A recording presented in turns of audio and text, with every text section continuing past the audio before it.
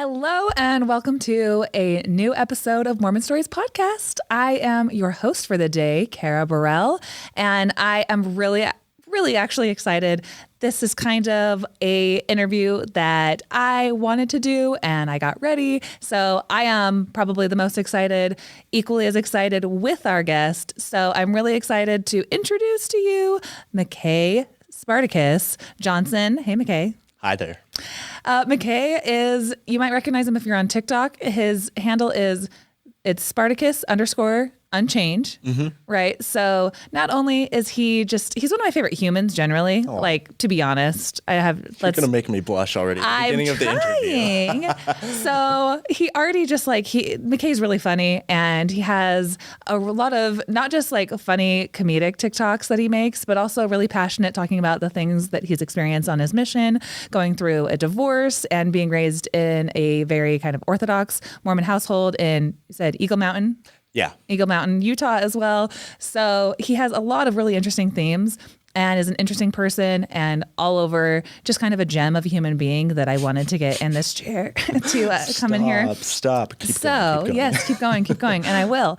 So McKay and I have been kind of like buds for a little while now. And any day where I get to just like hang out and we get to chat, go through your story, I think I'm going to enjoy it. And I think the Mormon Stories audience will as well. So we're going to be talking about kind of, I guess, your Nephi complex that your parents maybe kind of gave you throughout your life. If you want kind of an overview, he is a sexual assault survivor. And that's definitely something that men deal with as well as women. And so I wanted to give McKay the opportunity to talk about his the trauma that he's experienced in his life, and maybe some of the stigmas and some of the things that have been said to you, especially talking about it so publicly on TikTok and responding to a lot of the uncomfortable situations that you've been put through, and giving a voice to victims that maybe have gone through similar things, whether male or female. So we're going to deal with some heavy topics today for sure, but don't let that scare you.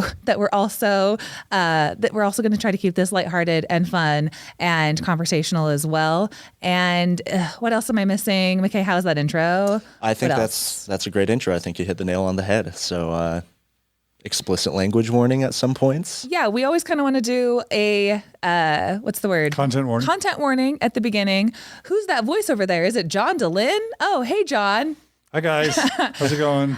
Don't forget, John isn't far away. It's not just the Carah Show. Absolutely not at all. So no, today is the Carah Show, and I am Carah, just supporting Carah. John and I have talked about how we want to be able to tell as many stories, and there's only so many that John can do. So I feel like I'm kind of developing my own style for guests that I want to invite on. And John will definitely be riding sidecar, taking care of the kind of like show notes and sound and switchboard and stuff, and adding commentary, which I always love from John DeLynn. Who doesn't? So we'll kind of make this, conversational. Don't forget, John will still be here, and I invite your commentary. Thanks for joining. So my pleasure, Carah. It's fun to be your sidekick. Yeah, so we tried to decide at the beginning about maybe a content warning or like a rating system, and because we try and keep Mormon Stories friendly to believers and newbies, but we also wanted to keep it real. Exactly. So we're definitely going to get into some hard and serious topics and the systemic problems with the church and the things that McKay's been through. And I never want to like muzzle people and have them need to be put in a box any more than they already were. So, I want to give McKay like the license to tell his story exactly as he feels comfortable, while at the same time, we probably will have some kind of content warning, maybe like a PG-13. We'll probably end up swearing. I feel like if the passion, like you feel like you need to say something, like that's totally okay with me. So up front, if you're listening to this in the minivan with your kids, just letting you know, we might throw out a couple swear words here and there. But overall, this will be along the same lines of a lot of Mormon Stories, like long format interviews, going start to finish. So, and also McKay's also a really talented musician and drummer, and all around a fabulous human being. So, John, do you have anything else you wanted to add? No, just that I'm super excited to, for you to be leading interviews. And McKay, I'm really happy you're here. Thank you. Happy to be here. You do a lot of cool stuff on TikTok, and my son's a drummer. I love music, and I'm just excited for your story, and I'm really grateful for your willingness to talk about things like surviving sexual abuse as a man, because maybe men aren't always comfortable being that vulnerable. Nope. So I really sure as hell aren't. I appreciate your willingness to do that. Thank you, John. Yeah, exactly. And if we get into some really heavy topics, we always like to kind of model consent and what we want to talk about. So McKay and I talked before we even started about things that are within the scope of what's appropriate. And he said he's an open book. So we're going to try to keep this respectful and just try to do this in a way that people who have experienced similar things feel validated, that they should be able to feel like something happened to them and that it isn't their fault. And just giving validation. I know, McKay, you spoke to me earlier before we started about how helpful it has been for people that have had similar stories reaching out to you through TikTok. Yes. And if Mormon Stories can just be another medium where people feel a connection to your story, I think that's a really important part of this that I think we're going to get into. 100%. Right on. So I'm happy to share my story as much as it helps people. Okay. Well, yeah. So thank you so much for coming in. And I think we're ready to get started into McKay Johnson's Mormon story. All right. You feeling ready? Yeah. Okay. Let's go for it. So, all right.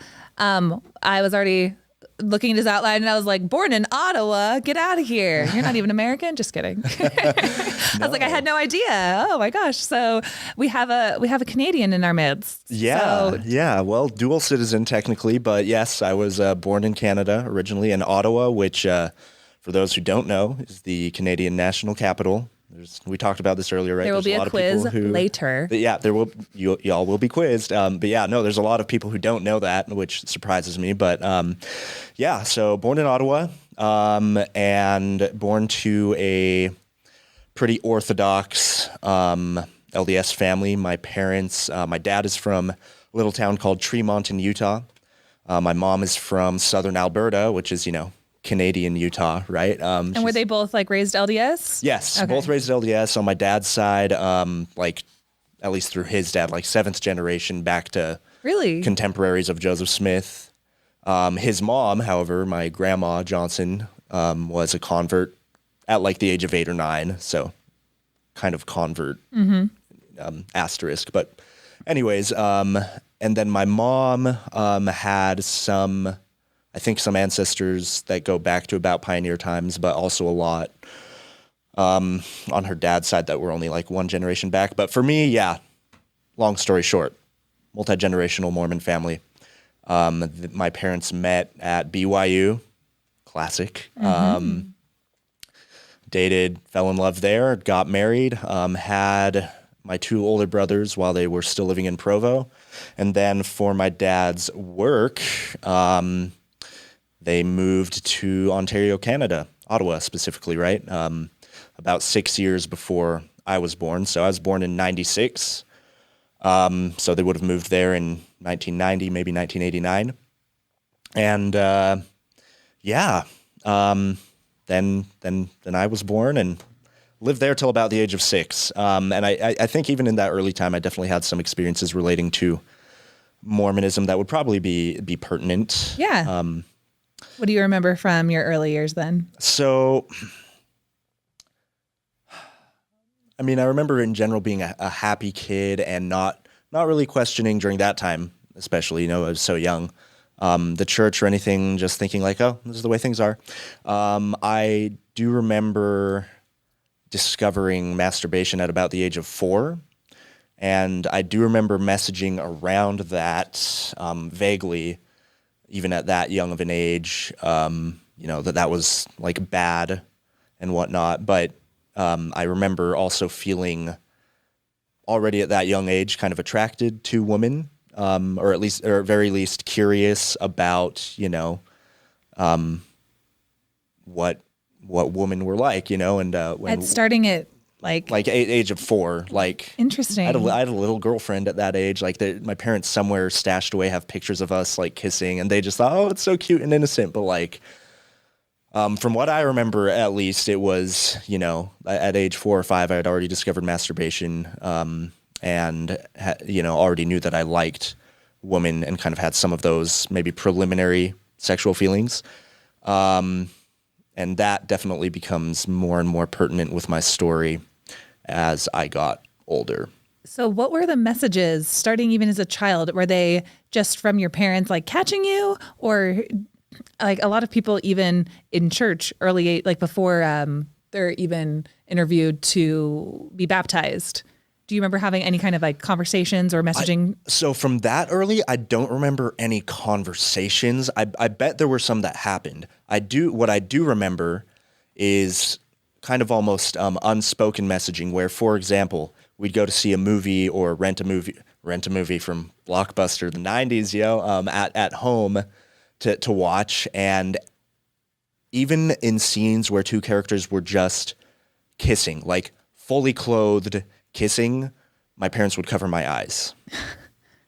And like, disclaimer before I go any further, I'm definitely not here to badmouth my parents. They're wonderful people who are doing the best they could with what they had, I think. Sure. And they also definitely were shaped by some traumatic experiences in their life and early in their marriage, which I'm not really going to go into like very in depth, but traumatic experiences surrounding sexuality for them, which I think kind of shaped the way that they raised me and raised, all my siblings in general. Right.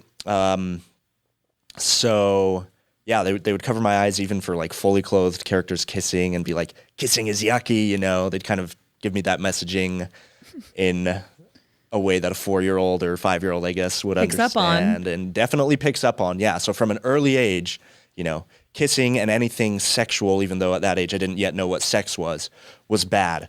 But that drove this kind of intense curiosity in me from an early age. And hell, I remember in kindergarten, so when I was 5, starting kindergarten, we had we had this French teacher that would come in every day because it's, Canada, you learn French, right? And from what I remember, attractive woman, probably in her 20s or 30s, and would wear these kind of low-cut blouses, and I would kind of be curious, like, well, what's it like under there, And then we had like under there? My parents had some science books at home that had like, just drawings of the human body, like male and female, and at some point, either they or one of my older brothers like scribbled out, like drew over with like dark permanent marker over those like just scientific, like non-erotic diagrams, because you can't see a naked human, that's bad. So there was definitely strong messaging regarding that. And now that we're talking about it, it's easier to kind of remember For sure. all of that. Yeah. And like, we know how the psychology, like when you make the forbidden fruit, like that you want to partake of it. you want to partake of it even more. It's like it usually has the backfire effect of what your parents are usually trying to do. Yeah. Yeah, or just Mormon culture in general. The more you say, this is naughty, this is bad, the more enticing it is, the more you're like, I have to get to the bottom of what this is now. Yep, exactly. So that was, those I guess are some of the very early themes of my Mormon story. And I'm assuming you got baptized at 8. Yeah, so that would have been after we moved to Utah, yeah. You'd moved to Utah, you'd moved to Eagle Mountain by that point, and doing the standard Utah County Mormon boy thing, probably having all kinds of messages around BYU fandom or tell me. Yeah. So since my parents met at BYU, and I mean my whole like extended family, especially on my dad's side, all BYU fans. We'd watch BYU football games from an early age, and that was kind of a thing that me and my dad had together was, we loved watching football together, and eventually I ended up playing Little League football for several years, and he was even one of my coaches for a year there. And so, I feel like in general we had a pretty good relationship. But yeah, so after 9/11, we moved to Utah, I think partially because of 9/11, actually. So it caused some problems with my dad's business. back east, but also another big part of it was that they wanted to be closer to family. And most of our extended family, especially on my dad's side, is here in Utah. So we moved and started growing up for the rest of my child and teen years in Eagle Mountain, Utah County. And all that messaging, Mormon messaging, kind of came full swing a lot harder, right? So baptized at 8, I chose to be baptized at 8. And around the age of 11, started going through puberty, and those things that I discovered like way earlier when I was 5 or 6 with masturbation and eventually pornography started kicking in a lot harder. Your hormones were going. Raging hormones, and a lot of messaging. I feel like especially at that age is when the very clear messaging about porn is bad, masturbation is bad, sex is bad became a lot stronger and a lot more clear, like in church lessons. So it wasn't, just my parents or relatives or whatever. It was, church leaders and giving all those Sunday school lessons, chewed gum and stuff. I don't know if I ever got that specific analogy, but I know for sure I got something similar to that was the same effect of, if you have sex before marriage, basically you're chewed gum or something like that, right? So yeah, that like the worst sin next to murder that you could ever commit is breaking the law of chastity. And you were talking to a group of like young men who pretty much all they're thinking about is how they want to break the law of chastity. Yeah. And then all they're thinking about is how like they'll be separated from their families if they do. And it causes a lot of torment, right? For like young men who are pulled within this church with like being a normal young man who masturbates. Like there's literally it's normal as anything else. Like there's babies in utero that masturbate. Like it's a normal part of human life. But when you have this strong messaging that it's forbidden, the temptation is always there. It's like an amusement park that walks around with you. Yep, that's a good way to put it. So yeah, I mean, and that created kind of, this vicious cycle, which I'm still deconstructing to this day of guilt and shame. And so I'm trying to remember here. I think my first experience with like actual legitimate like hardcore pornography would have been, I think, when I was 12 years old in 7th grade, and we back in I don't know how the kids do it now, but back in my day, which is so funny because to me you're like a youngin because I was born in the 80s. Yeah, you're born in the 90s, so I'm like. Whatever, and then somebody's looking at me to be like, born in the 80s, I was born in the 50s or whatever. Anyway, go on. So you're a youngin. This is how they did it. Yeah, but I mean, how they access the pornography. Yeah, well, so 25 now, I feel like things in public schools have changed a lot, even since I graduated high school like 8 years ago or 7 years ago or whatever. And so they would take us to a computer lab.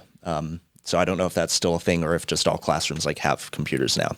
But in any case, we had that time there, and like it was under supervision and whatnot, but they were having us do some sort of search for an assignment, and so we were like doing Google image searches for something, and I was not looking for anything, smutty or whatever, but one of the images that popped up was like some porn, and I was like, immediately clicked out of it, and then it kind of kept replaying, and I was like, okay, well, I kind of want to, see what that's all about and stuff. And that eventually led to, kind of the whole clandestine, like on the computer at home, like, okay, is anybody looking? Right. Like, kind of check this out. And, that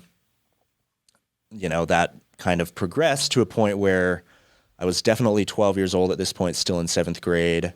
And one night it was like the first time I watched like a full on, like, pornographic scene, and I felt because of all the messaging surrounding that, and for me growing up, like even watching two characters kissing in a movie was bad.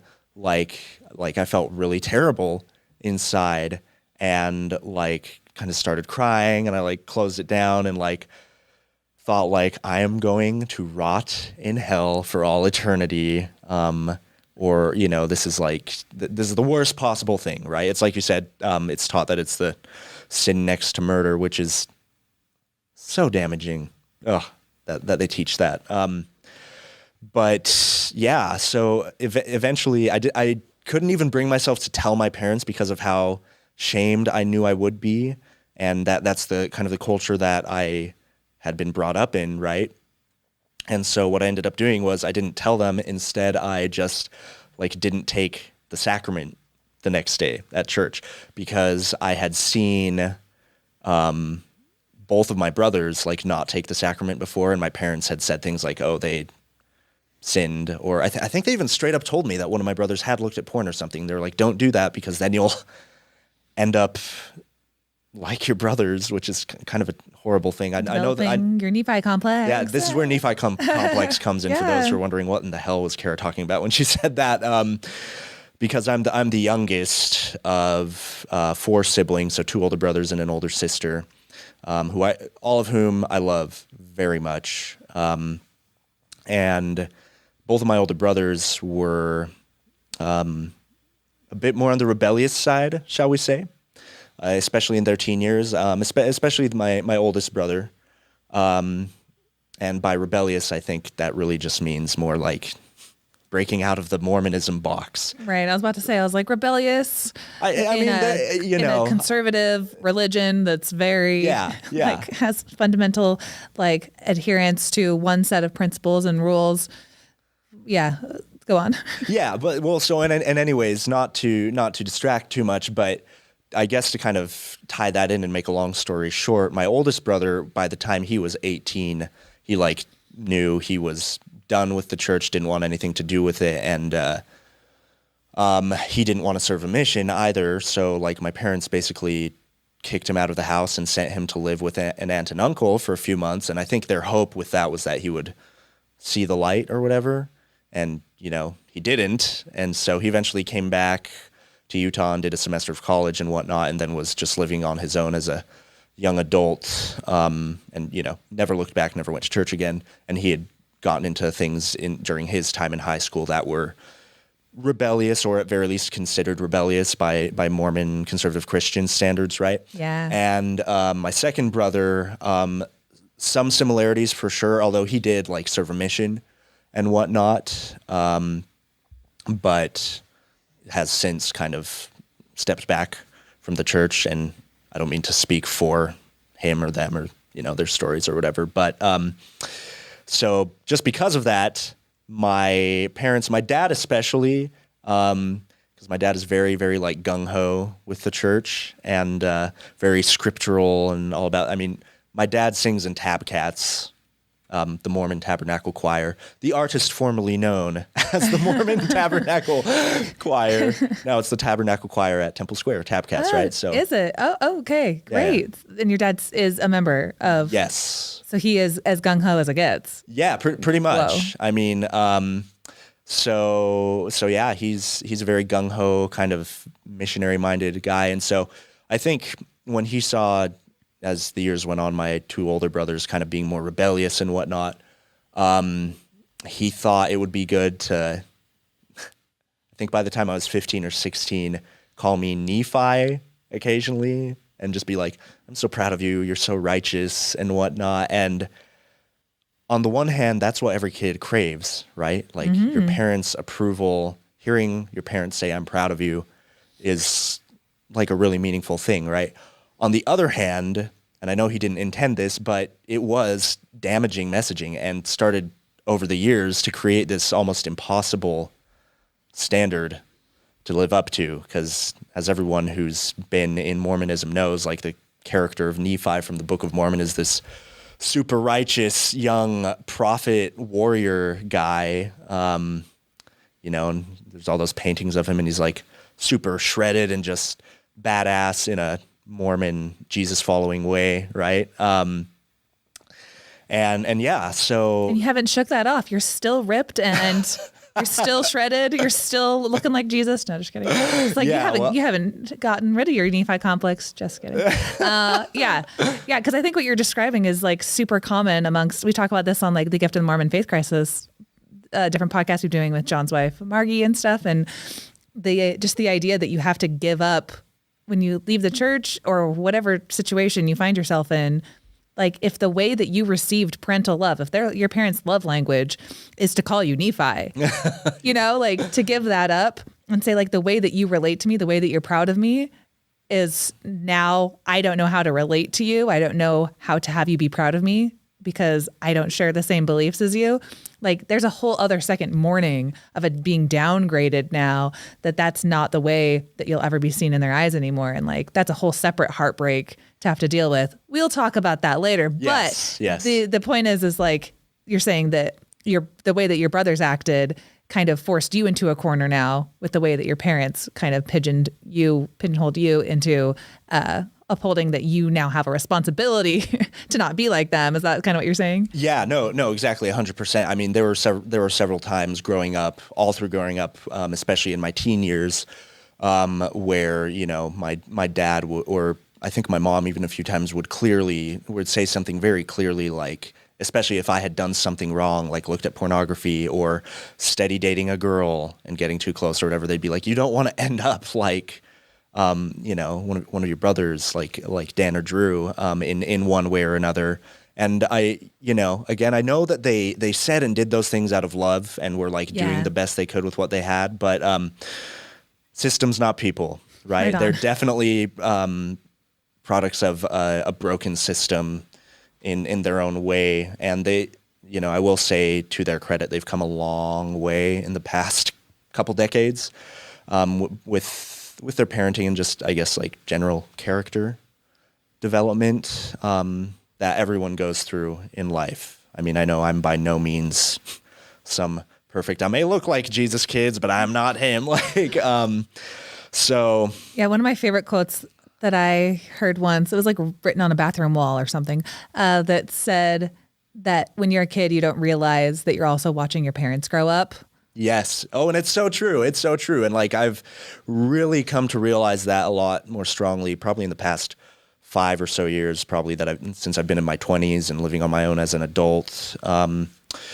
So yeah, anyways, that's kind of a little snippet of what it was like growing up. So there was the whole Nephi complex. Sorry, yeah, go ahead. Were you going somewhere? Because I was just going to ask, generally speaking, it sounds like your dad's in the choir, that you're living in, I'm assuming like 95% Mormon community there in Utah County, that your whole life is probably has to do with the church. It's kind of the only lens that you view the world through, maybe. So talk anything else that you want to say about the worldview that you were kind of given and the way that you viewed things, and then maybe any other spiritual experiences like throughout your teen years that kind of tied you to have a faith in this church. Yes, 100%. So as far as the worldview goes, so as Carah, you mentioned earlier that I'm a drummer in a rock band, right? And I started playing drums when I was like 12, 13 years old. In general, grew up in a really musical household, right? And I remember even from an early age when I started playing drums, my parents were very supportive of it, but from a lot of extended family and even my first drum teacher, they kind of demonized like rock music, or any music that was too heavy or, talked about sex or whatever. Definitely was never allowed to listen to rap at all. Like that shit was of the devil. And so that was one kind of very important for me aspect of my worldview that was very effective. And it's only in the past, few years that I've really been able to branch out and explore like, well, what kind of music and media do I actually enjoy and like and want to consume? Because that's what I want to listen to or watch or read, and not because someone told me that I can or can't or should or shouldn't, right? And so that expectation also of being able to have kind of a steady 9-to-5 job and provide for a family was instilled in me from a very young age. But by the time I was 13, 14, I was getting damn good at drums. And by the time I was 15, I knew that's what I want to do, like for a career, like the rest of my life. What was that? I got chills. I love that when you realize that you're talented that early on. That Thank you. that's by the way, everyone, he is really talented. You'll go on sometimes on TikTok or other platforms, but I've literally sat and watched your TikTok lives where you're just drumming as part of your band. And like, dang, he's talented. Thank you so that's really much. cute that you recognize that you were talented at such an early age, and like that you're like, what am I going to do?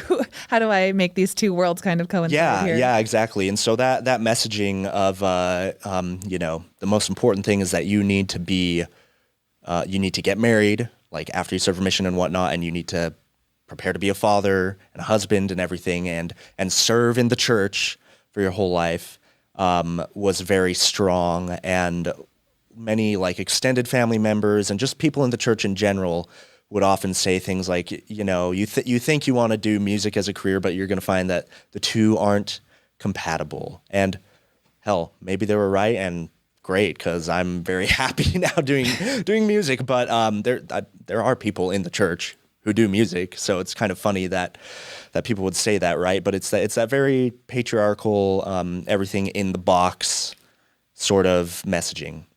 And I have to ask, go ahead, just John. because I grew up listening to classic rock and rock music in general. I'm really curious to hear who your drumming influences were as a teenager.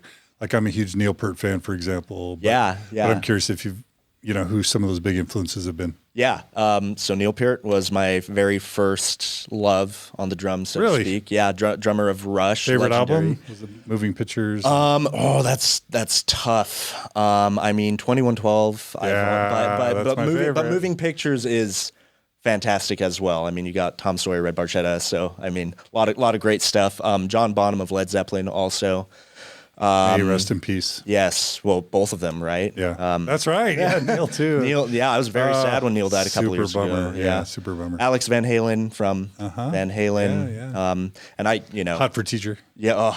Can you play that on the drums? Yes, I can. That's hard. Yeah, it's I should do a YouTube video for that one. I do have a drumming YouTube channel, and I great. have not been updating it because I've been so focused on TikTok. What about YYZ? Can you do YYZ? At least the recording. I've never like sat down to try to learn the whole extended like live solo, but I know I could play it. That's awesome. Yeah. So we could make this whole thing about Who is I know. We will. The last one. Who is the Nirvana drummer? Dave Grohl. Dave Grohl. So Is he an influence? So he actually is kind of in a different way. I mean, his drumming is good, but I never would have put it on the same level as kind of Neil Peart or John Bonham or like Buddy Rich. But Dave Grohl is, I looked this up a couple years ago. He has the highest net worth of any drummer. And that might be kind of cheating because now he's the front man of the Foo Fighters. Right. But still, like that's goals, man. Like make a living, that's definitely what I want to do. First step with music, but be the drummer with the highest net worth. And I wouldn't mind. I wouldn't mind. So. All right. Well, I had to ask Carah. Sorry about That's that. a great question. I'm glad. Back to you. Yeah, Appreciate I'm it. sure that was like probably people's favorite detour because now we're gonna have to like get into all this really sad stuff. I have to play your role and keep things light sometimes, right? Yeah, thank you. Great. Thank I'm like you for all that, business here. And John's like, let's talk about fun albums. And I'm really terrible with like good music. I'm assuming these are all famous things that are very relevant to the audience. I'm still stuck on like listening just to Whitney Houston, Mariah Carey, and like rock steady before we get started and like funk music. It's all good stuff. And I was telling McKay earlier that like we'll talk about music maybe towards the end as well, but I'm gonna start learning the saxophone again. I'm just stuck on like smooth jazz over here, and I'm like out of the rock and roll scene completely. That's not quite my jam, but I will be by the end of this. I will be making sure that I head out to every one of your shows from now on. We'll play 2112. We'll play 2112 for Carah so she can appreciate the priests of the Temple of Syrinx. I'm sure she'll love it. She'll appreciate the cult vibes, I think. If I can just jam out to music as we're ending, that'll be a good day at Mormon Stories Studio. All right. Sweet. It's a deal. It's great. So rock and roll, anything to do with like satanic music, off limits, but that's like what you kind of need to get your influences from. Like, well, and it's what I always gravitated towards. And I mean, my dad, listened to and listens to a lot of classic rock, so I still did get a good amount of that. But anything that was like beyond Black Sabbath in terms of like heaviness was kind of like taboo and kind of a no-no.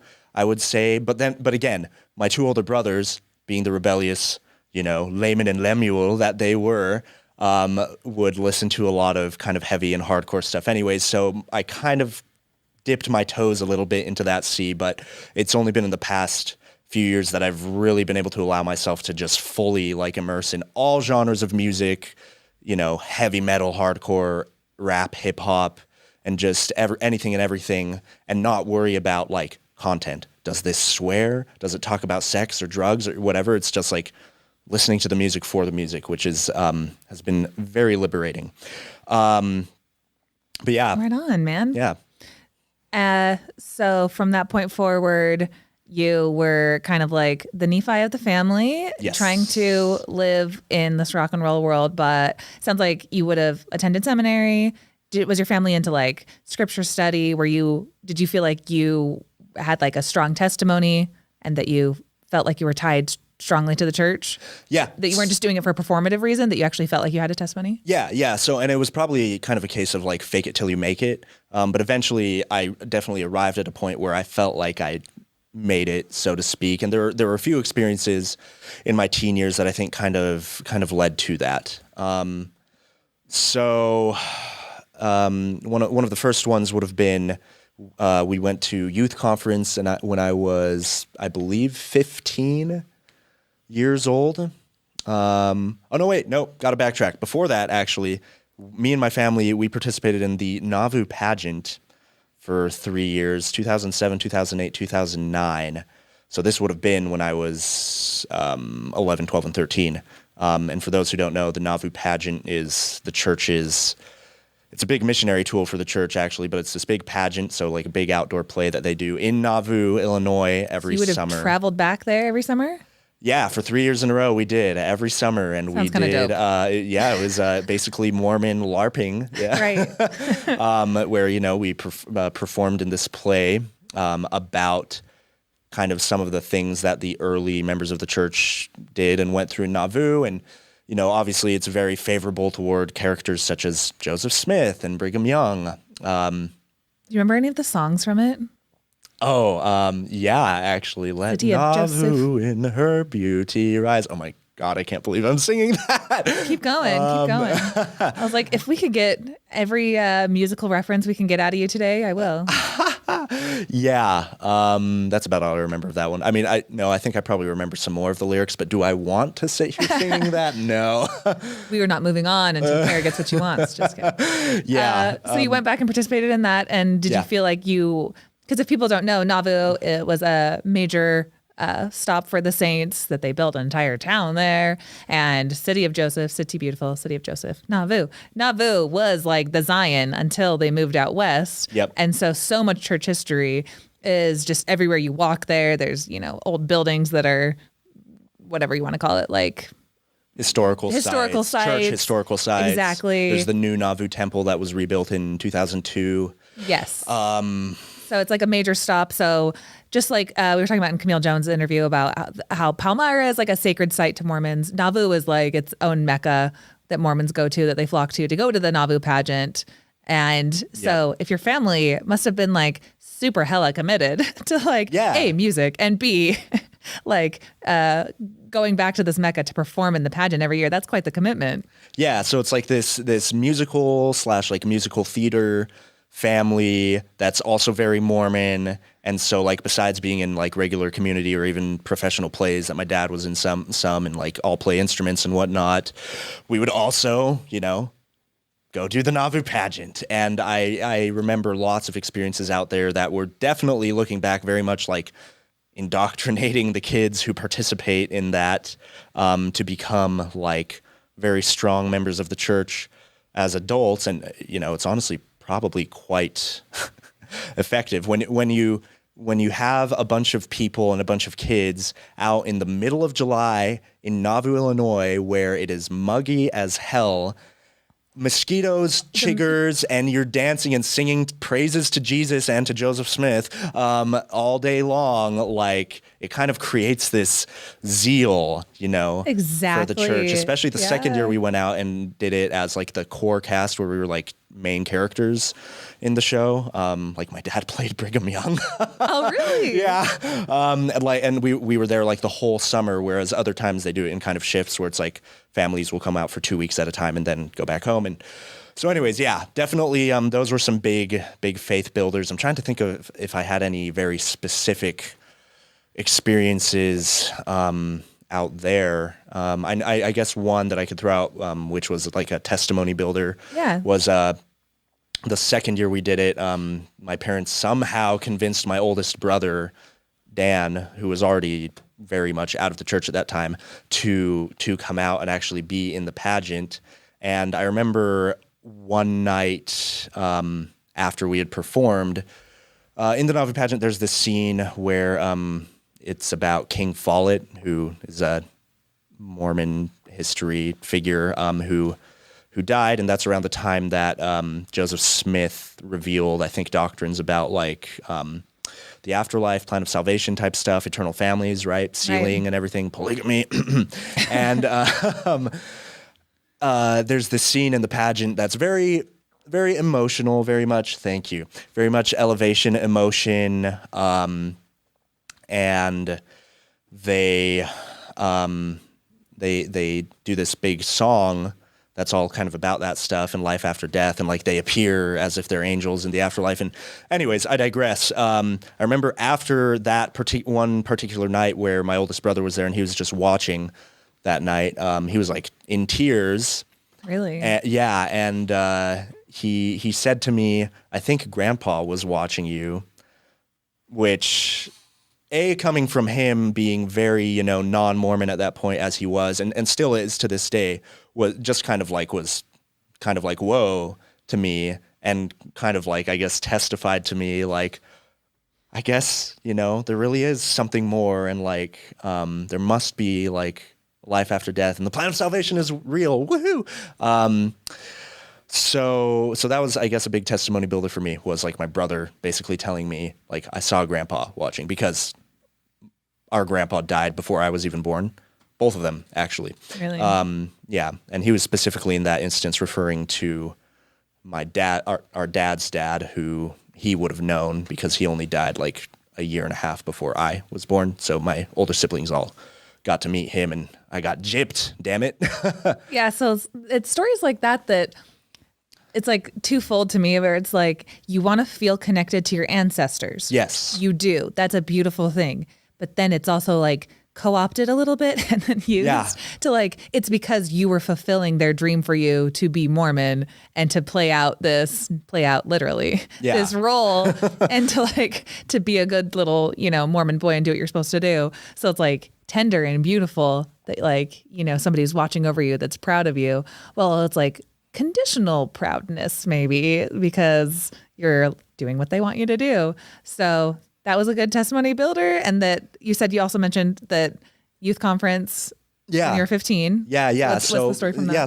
So by the time I was that age, like, I had a lot of kind of that missionary zeal that was taught and kind of beat into me from an early age, as it is with most Mormon boys. Because for the clarifier, there is no other way to be a righteous young man in the church without really serving a mission. It's like, that is the way to go. To quote Thomas S. Monson, missionary service is a responsibility, a priesthood duty that is expected of us who have been given so very much. He gave that talk when I was probably 10 or 12. And like, obviously that was very hammered in to me and all the boys in every iteration of my young men's groups, right, and across the church, for sure.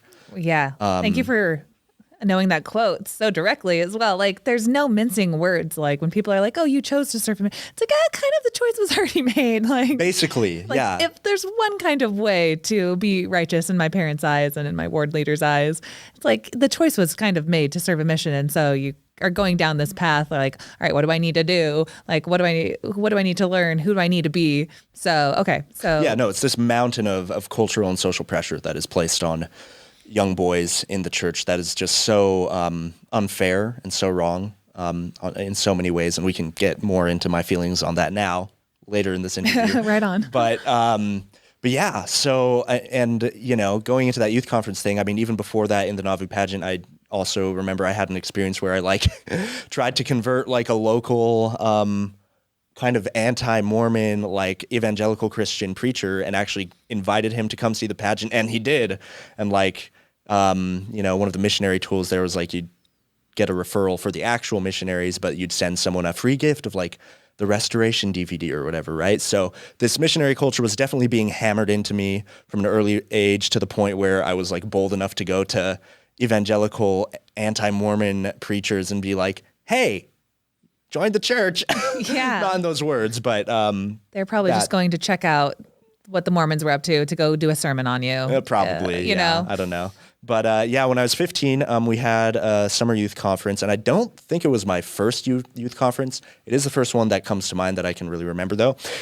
And you know, aside from all the fun activities and whatnot at Mormon youth conferences, I think the point is always to shore up the youth's testimonies, right? I don't think I'm speaking lies by saying that. And kind of the crowning experience of this youth conference when I was 15 was they had all of our parents before the youth conference write letters to us where they basically, from what I remember, expressed their testimonies and their feelings about the church. And I think the whole theme of the youth conference was about like faith and building faith and whatnot. And I know that even at that early age, as much as I felt a lot of like missionary fire for the church, at the same time, there was already some sort of cognitive dissonance on some level because I always questioned from a very early age, is there really a God? Is there really any sort of higher power? I don't know. Because there's lots of people, like even my brother, who said like, I think Grandpa was watching you, right? There's lots of people around me in my life who have always said things like that, or that they've seen, you know, spirits of their deceased ancestors or seen angels or had visions or whatever. And I never have. And so I kind of had those doubts, right? Like, is this stuff really real? And so I remember they had us go off towards the end of the youth conference on our own to read these letters from our parents, you know, and it's in the woods and it's peaceful. And you're thinking, Joseph Smith story, he's like this age, right? When he had the first vision. That must be like a standard protocol. I did that too for like every single, I swear, that's like exactly how they do. That's how they get you. No, just kidding. But yeah, they want to recreate like this quiet, peaceful environment and have you read something meaningful from your parents. And you're supposed to have like some big electric moving moment there in the woods by yourself. And didn't have it. Really? Well, later, but that's part of the story, right? So I'm in the wood. I'm like literally in this beautiful grove somewhere in the woods, in the like Ashley National Forest here in Utah or wherever it was. I don't remember the exact location, and just like earnestly praying, like, because you know the things that the parents encouraged their kids to do in the letter was like pray and ask God to know if the Book of Mormon and the church is true and if Jesus is, you know, actually Son of God and yada yada yada, all that stuff, right? The kind of foundational testimony things. And so I remember saying like a really sincere prayer and asking all those questions and just like sitting there for must have been like 5 minutes with my eyes just shut tight and just trying to listen for a still small voice and not hearing anything except for, you know, birds like just whistling in the trees. And it was peaceful. It was calm. And I finally opened my eyes and I'm thinking like, there's going to be an angel. I just know it. And no, nothing. Some pretty sunshine and a really nice tree, you know. But the answer is because you already knew.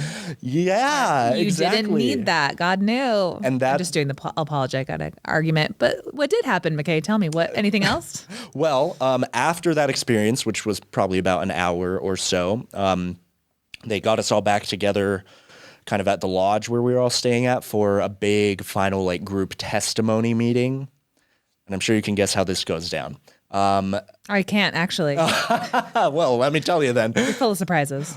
So, you know, one of the leaders, I think the bishop probably started it with his testimony and then opened it up for everyone else to go up and testify of how they were feeling or whatever. And I kept seeing other kids from the ward going up to do that, including a few that I really looked up to. There's this one guy in my ward that was just a year older than me, and he's a great guy to this day. I'd still consider him a friend. Still in the church, love him to death. Anyways, he was always very into the church as well, and he's one of the first to get up and bear his testimony. And I'm just thinking, if all these people are feeling it, like I need to feel it too. And so I eventually got up to like bear my testimony, and I was feeling like shaky, and I assumed like that's got to be the Spirit. Well, actually probably just, anxiety maybe, but, or elevation emotion as well. And, I got up and said some stuff about how I knew it was true, even though in my mind I'm thinking like, yeah, I really have no idea, but everyone else is saying it, so must be, right? And I'm feeling some kind of way. And mentioning something specific about, I haven't seen God or angels, but I have faith, and yada, yada, said my piece in the name of Jesus Christ, amen, went and sat down, right? And then the part of this that I'm trying to get to here, where it really became a testimony builder for me and kind of a foundation of my faith for many years, was one of our youth leaders got up, and he was like in tears, he wasn't crying, he was weeping, like, and he started bearing his testimony. At one point said, someone earlier said, obviously referring to me, that, they hadn't seen God or whatever, but I know this isn't doctrine, but I have to share this quote. To love another person is to see the face of God, which is a quote from Les Miserables, the musical, for those watching who may not be aware. And you sing a little bit, just kidding. Do you hear the people singing the song? To love another person very musical is to episode. see the face of God.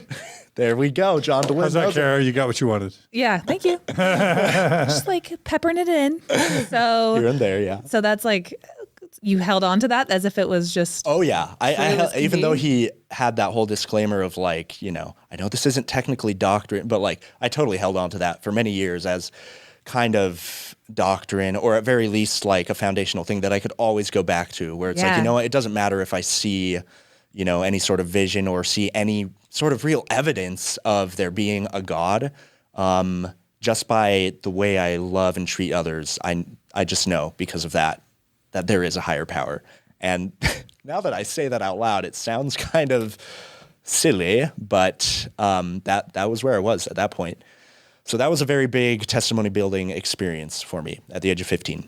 And then, from there, it kind of just became more and more as I got older in my teen years, prepping for the mission and dealing with that versus the tension of, playing drums and wanting to do music professionally, and all the sexual tension that we kind of talked about already a little bit, So throughout my teen years, it was kind of on and off.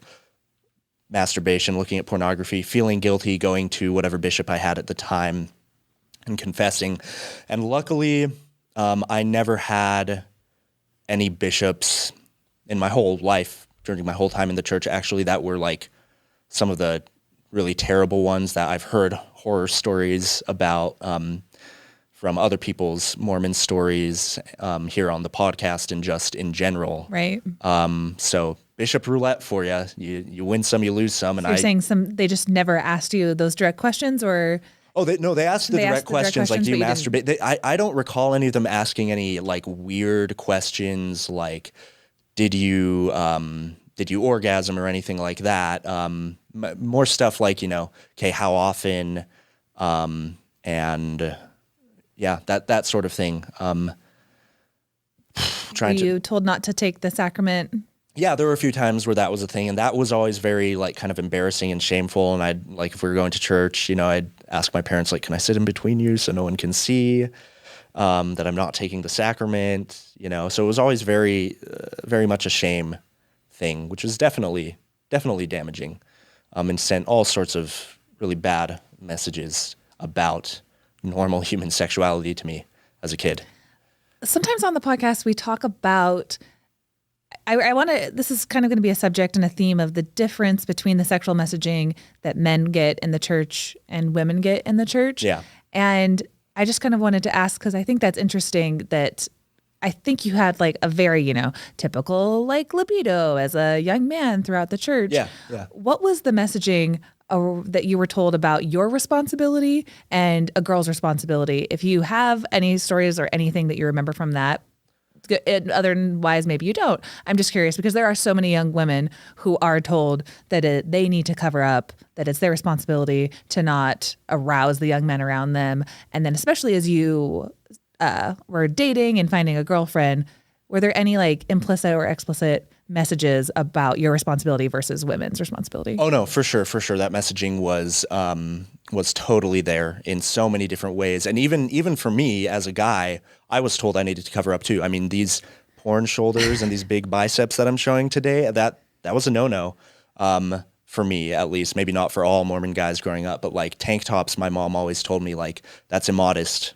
Don't wear that, So, and then the messaging around women and modesty was also definitely a big thing. And to my parents' credit, I will say they never went quite to the level of like really slut shaming, I would say, which is a very unfortunate thing that does happen in a lot of Mormon households. So I was always taught, to treat everyone and women with respect, even if they were like dressed immodestly or whatever. And that it wasn't necessarily like my place to tell them, hey, you are dressed like a whore or whatever like that. But that messaging was there for sure. And I remember as far as roles, like gender roles, as early as age 12 is when I got my patriarchal blessing. And one of the lines that really stuck out to me for many years from that was, independent of what you do for a career, your most important role in this life is to be a loving husband and father in Zion, and you will find the greatest joys in your life will be within the walls of your own home as you are loving, patient, kind, and humble, and yada, yada, yada. So there's all that, right? Kind of putting me into this box of this is what is expected. This is what you have to do with your life in order to have exaltation and all that, right? Yeah, the covenant path. Yes. No detours. No detours from the covenant path, including if you have to give up what you love most, playing drums, playing rock and roll, Yeah. No shade on being a father and being a parent. No, of course not. I still want to one day, just not as soon as the church wanted me to. Exactly. Maybe also in your patriarchal blessing, God could have been like, I've also blessed you with some talents.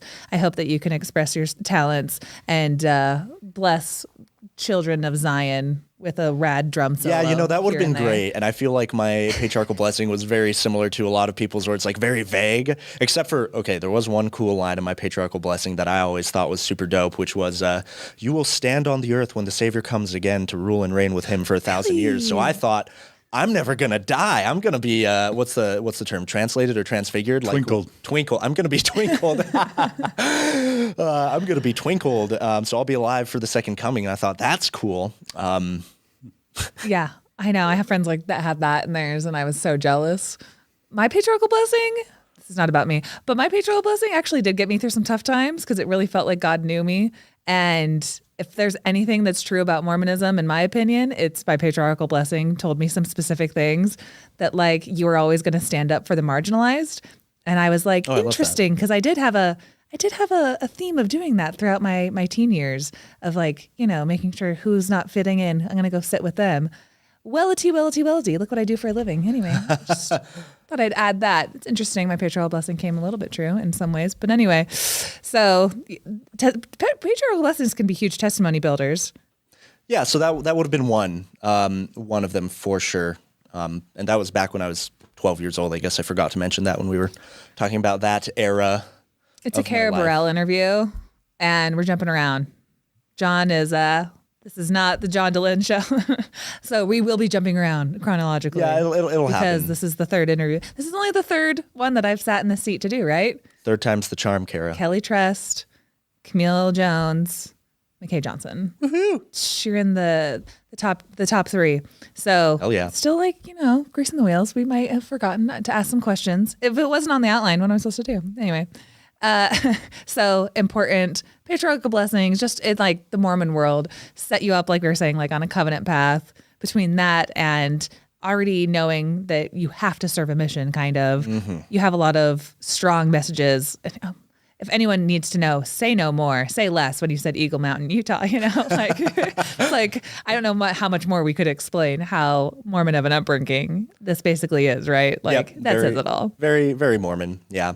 And I guess one of the other maybe last things about my teen years that would be important was the messaging around dating, which was, very kind of to the letter of what the church would encourage, right? Which was no steady dating until after your mission. Or I think with my parents had said it was like no steady dating until you're an adult, which could technically be pre-mission, and I kind of found a loophole with that when I turned 18, but we'll get into that in a second.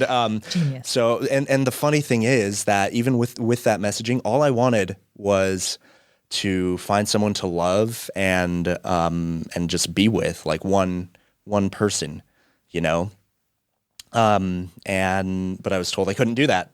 And so it was kind of this really conflicting message of like, your greatest role is to be a husband and father one day, but not right now. Like, so how does that like actually play out? Did you eventually like start dating somebody steady and people were like, no? Yeah. So the rule from my parents in our household was no steady dating until 16, or no going on dates at all until 16.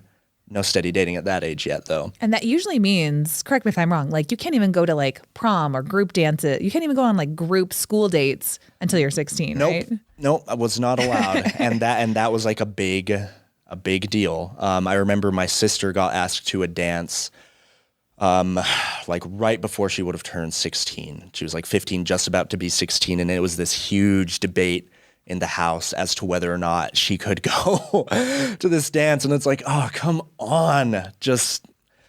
That's really frustrating to me. And thinking of probably some of the shit that my sister went through as well. And I don't mean to speak for her, but, and she's still an active member of the church as well. So she probably has very differing views on that than I would, but, nonetheless. But them's the rules. Yeah, those 16 on the dot after midnight. You may now go to school dances. Yep, Cinderella, basically, right? Right. You don't want to turn into a pumpkin. So yeah, I turned 16 and was very excited to finally be able to go on dates. And at first, it was just kind of the Mormon standard, like fun group dates. I actually got to go to prom 3 out of my 4 high school years because I turned 16 before prom my sophomore year. So that was really fun. And then by the end of my sophomore year of high school, there was this girl that I really, really liked. She was in one of my classes and she really liked me.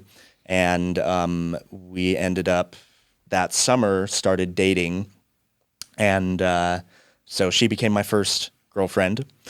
And but I wasn't supposed to have a girlfriend. And actually, when I told my parents and one of my older brothers, my second brother, that I had kissed this girl, they were like, oh, you shouldn't do that, and that brother had actually tried to convince me to not kiss any girls all through high school, and if I didn't, he would give me $200 when I graduated. Ooh. That is a tough one. You need money. You need spending money in high school, but you also are very sexually frustrated. Yeah. What's a guy to do? Right, exactly. Well, I ended up, kissing girls, and ended up steady dating this one girl for a couple months, but wasn't like, the rule was you can't go on a date with the same person twice in a row. Yeah, John, you mentioned that before. That's kind of how you grew up as well, right? No, like that never is mind. totally, That's Utah culture. For then. me, that's a Utah thing that I discovered once my children started dating. This whole, like that's crazy sauce to me. Yeah, it's crazy sauce to me too now looking back on it. Because it's like, don't ever rules. actually develop emotional intimacy and healthy relationships. Yeah. You can only date them once and figure out that you got one shot. Maybe it's Sadie Hawkins your sophomore year. maybe save a girl till your prom senior year. But then if, you lose the chance, you're out of luck. Like I don't know. Like what are the types of implications of only being able to date? Help me out here. I think it kind of, like I said earlier, I think it kind of sends this very mixed, conflicted messaging of where on the one hand, the church is very much promoting like, you need to be preparing as a teen to get married one day in the temple and be true and faithful to that one person forever. Unless you're a guy and your spouse dies and you want to get remarried later, then you might be able to have two in the afterlife. But that's another topic, right? But then when you're a teen at the same time, you're told date around, don't, steady date. And this whole rule of no going on 2 dates in a row with the same person. It's like, so am I supposed to be in a committed relationship and develop emotional intimacy like you were talking about, John? Or am I supposed to hoe around, Right. And that's actually some of my very rare non-Mormon friends growing up in Utah, in a Utah very predominantly Mormon high school, when I kind of told them about my parents' dating rules, they were like, so your parents want you to whore around? And I was like, well, no. But without kissing, right? Yeah. Just like break a lot of girls' hearts. Yeah, the emotional McKay's whoring, interested in I me. guess. He asked me on a date. He's not calling anymore. They don't know that your parents have a rule that you're not allowed to. Yeah. You're just like off to the next girl. But so, I mean, my rebelliousness in high school was kind of to the extent of finding loopholes for that rule. So me and this girl were dating during that summer between our sophomore and junior years of high school, but we had to go on in between dates, and those poor girls who were my in between dates. And me and my best friend Tyler, who's one of my best friends to this day, we were clever dudes. He also had a girl that he liked and ended up dating pretty steady for most of high school. And so we would do them together, and sometimes in the same day. So in the morning, we'd have an in-between date with some other girls that we were probably friends with, but we weren't necessarily interested in beyond just being platonic friends. And then we'd go on a date later that night with our quote unquote girlfriends, right? And yeah, it is so weird to think about that. I haven't even thought about that in years, probably. So thanks for bringing that up, I guess. Here's the thing. This is where my mind's going. It's too difficult to teach anything more than abstinence-only education. You'd actually have to have a sex talk and actually talk about, if you do develop emotional intimacy, you need to be, and you decide to have a commitment and go all the way with your girlfriend. That's a conversation nobody in the church really wants to have to prepare kids for. So we'll just say, don't develop relationships at all right now. Save that for when you are at a place in your life where you can put the ring on the finger. If you're pre-mission and you're still in high school, hell no, are they going to have those conversations about actual sex education? It's just policing sexuality, and then also for the love of God, nobody talk about it. Nobody address the elephant in the room, and then you end up with teenage pregnancies because they didn't even realize that this goes here and that's how a baby is made, right? Yeah. It's a whoopsie by that point. And because they can't even have the conversation, it's too taboo. Or we talked about on the podcast last night, kind of alternative ways to have intimacy that are known and loved in Utah County. Oh, derfing? Oh, Surfing. Actually, is it the same as soaking? Levi lovin'? Do we need to have a content warning here? We did at the beginning. I didn't know what derfing was. So dry humping, basically. Oh, okay. Yeah, and that didn't really that does come into play, but didn't really for me until college for the most part. In high school, so I had a few steady girlfriends in high school. And we'd, kiss and make out a lot and whatnot. But for the most part, it stopped short of anything too overtly sexual. My second high school girlfriend, we did kind of low-key sext each other, not pictures, but just kind of spicy messages. And then our parents found out about that and forced us to break up, and further told us we could not have any contact with each other at all, even in school. They told us, if you pass each other in the hallways in school from now on till the end of the year when she graduates, because she was a year older than me, don't even wave at each other. And the damaging messaging, I cannot tell you how strongly I disagree with that now. But, at the time, they were so worried, oh, you guys are going to get pregnant or something, and you're so rebellious and yada yada. And we had I think the most we had done was grabbed each other's butts. And my parents were like, you need to go into the bishop and confess that. And I did. And my bishop at the time was like, okay, you're good. And I'm like, don't I need to like not take the sacrament? And he's like, you only touch each other's butts, right? And we're like, yeah. And I'm like, yeah. And he's like, no, that's not, you can take the sacrament. You're good. Oh man. So that was, it was kind of a roller coaster in high school. And then by my senior year of high school, moving things along here, I, about halfway through my senior year, started dating a girl who became my serious girlfriend kind of on and off for several years, including after our missions, and for a long time thought we were going to probably marry each other too. And the way I justified that with my parents was, I just turned 18, so I can have a steady girlfriend now. Thank you very much. It was very, very kind of sassy, and I'm an adult. Leave me alone. And you like were promising, I'm going to go serve a mission. Don't worry. Yeah. And I was saying all that stuff too. And there were definitely some arguments there with the parents, but I was pretty stubborn and headstrong. And even though I was like Nephi in their eyes in some ways, I still had some rebelliousness in me. It must just be a Johnson boy thing, because we're all that way, I guess. Was your girlfriend like pretty active in the church as well? Yeah. So that's the interesting thing. So my third and final high school girlfriend, who honestly I would say is the first person that I really actually like loved. Aw. Yeah. And she's married, has a kid now, still in the church. Wish her and them well.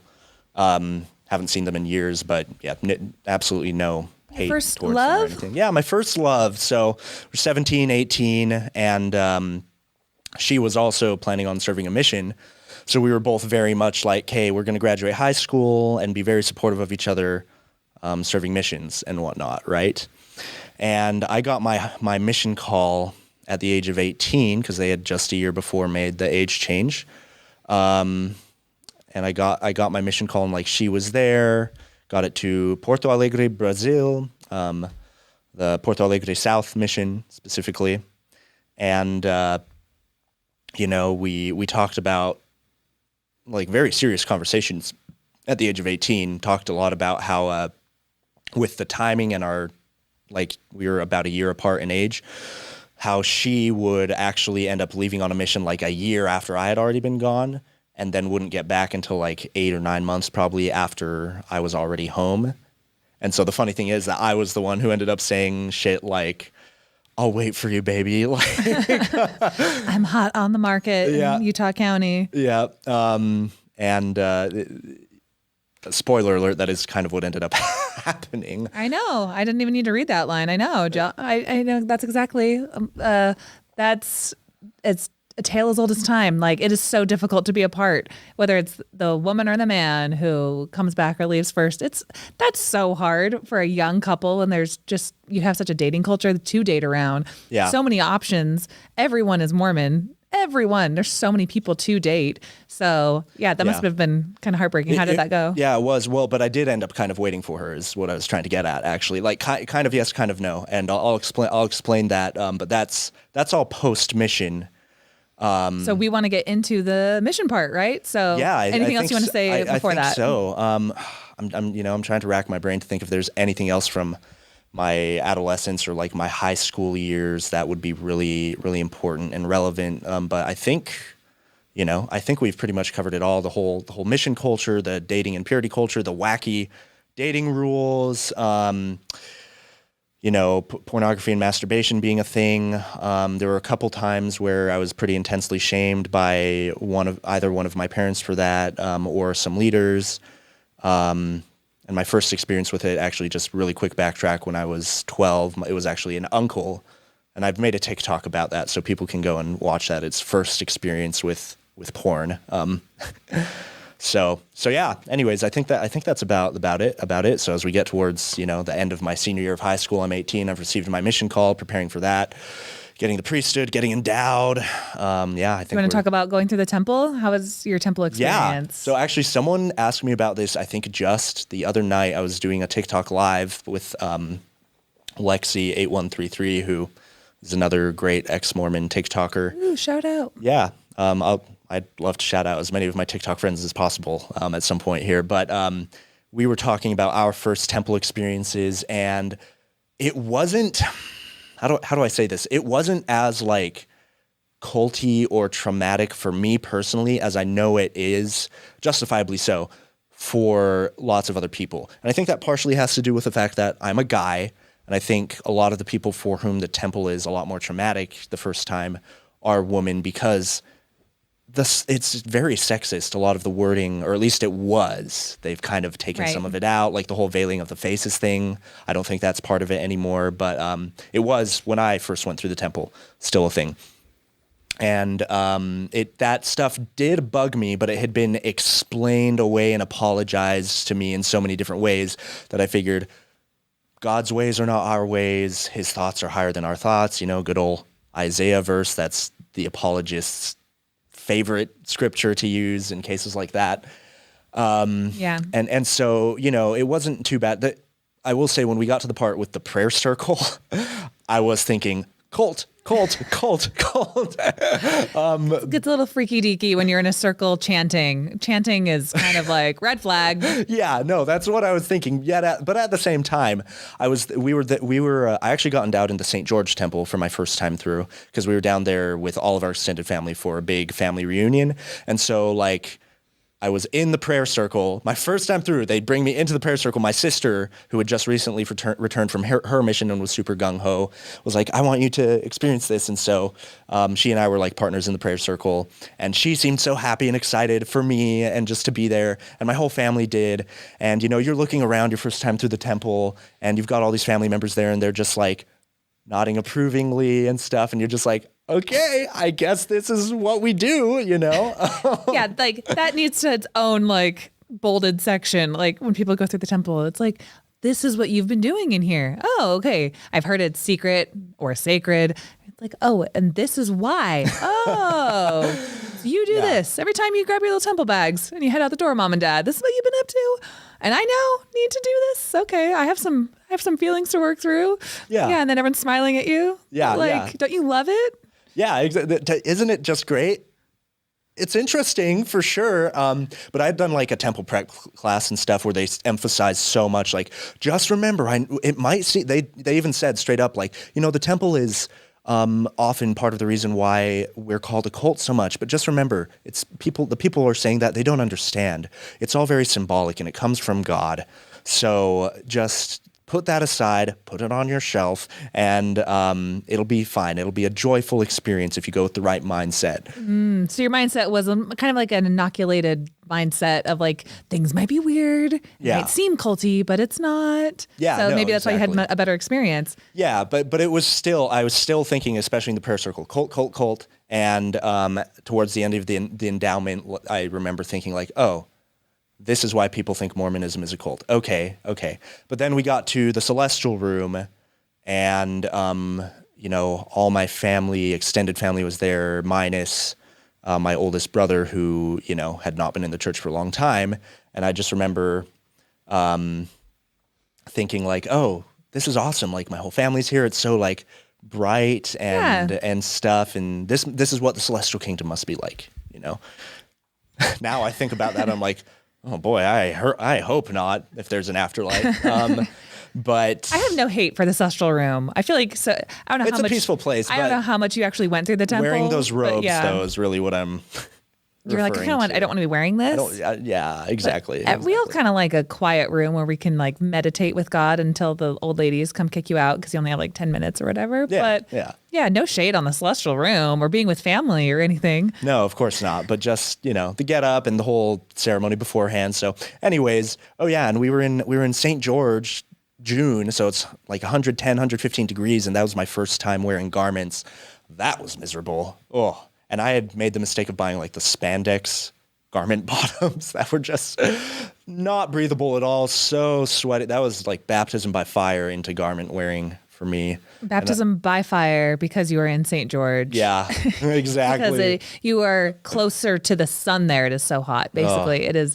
Yeah, 110 with garments on. It's an oven. It was miserable. And I'm like, I can't wear these shorts anymore. Like, that weren't even that short, they went down to probably just about just above my knee, and it's like, oh, these garments are so long, so I have to like change up my whole wardrobe. So Yeah. And people don't know that it is so hard to pick out garments when you're newly endowed. It's its own panic attack for Yeah. me, at least. well, and I'm especially as, sure like, a even more woman. so for women, because y'all have to figure out bra and whatnot, and it's just this whole, and you have extra layers, and it's this whole.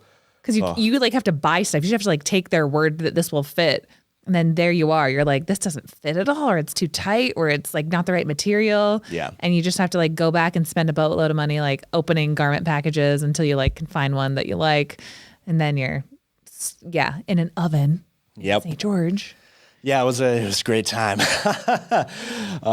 So yeah, that was. And then how getting much endowed. later did you end up actually leaving? Did you go to the MTC in Provo, or did you go to Brazil? Yeah, so I went to the MTC in Provo in August of 2014. August 13th, 2014 was my enter the MTC date, a date that I will never be able to forget just because of kind of the significance it held in my life then and now, but in different ways then and now, right? So I had a couple months there where, I wasn't chilling. I was like working for a moving company, and that was even more of a testimony builder because all my coworkers were like very non-Mormon and swearing up and down the wall and smoking and drinking, and kind of got me to double down a little bit on the whole belief system and be like, I know I'm doing the right thing by going to serve a mission, and I'm going to help people, evil sinners like this, to overcome their problems. So anyways, yeah, August, entered the MTC. In Provo. I was supposed to go to the São Paulo, Brazil MTC, but my visa didn't arrive in time, which is a common thing that happens with South American, specifically Brazilian and Argentinian missionaries. And, the MTC, after about 1 week, I was ready to leave. I mean, the food was great, and it was like fun in a lot of ways. There's a lot of flirting that goes on in the MTC cafeteria, let me tell y'all. Between the workers at the MTC? Oh, no. Between the elders and the sisters. Oh, Yeah. Okay. Yeah. They actually get to mingle like hardcore, right? Yeah, exactly. But yeah, MTC was, probably a fairly standard MTC experience. We played soccer every day. We, enjoyed the amazing food, probably gained some weight. But after a week, you weren't feeling it? No, because you're cooped up in this classroom all day. And I'm very much the kind of person that I love to be outside and I love moving and grooving. I mean, I'm a drummer, for crying out loud. Like, I've got to be ADHD at least on some level. Like, I'm doing my very best to just not be super fidgety this whole interview, right?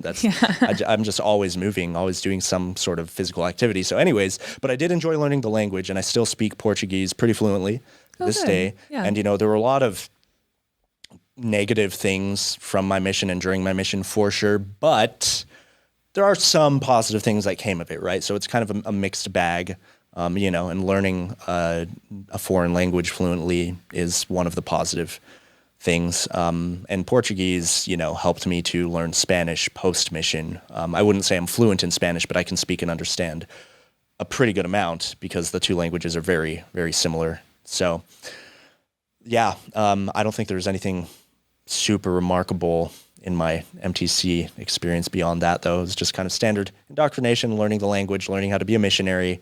And you're like filled with the zeal that you're going to go convert the heathens out in the world. Filled with that missionary zeal, baby. Because there are some people who go to the MTC and they're like, I can't do this, and they want to go home. So my first companion in the MTC, and I want to find this guy again and see whatever happened to him, because we were only companions for less than a week. He got really, really sick and was like vomiting in the restroom on like our second and third day and ended up going home. And I remember our branch president in the MTC coming to talk to us about it, and he had like this look of disgust when he said this. He was like, he just didn't want to be here.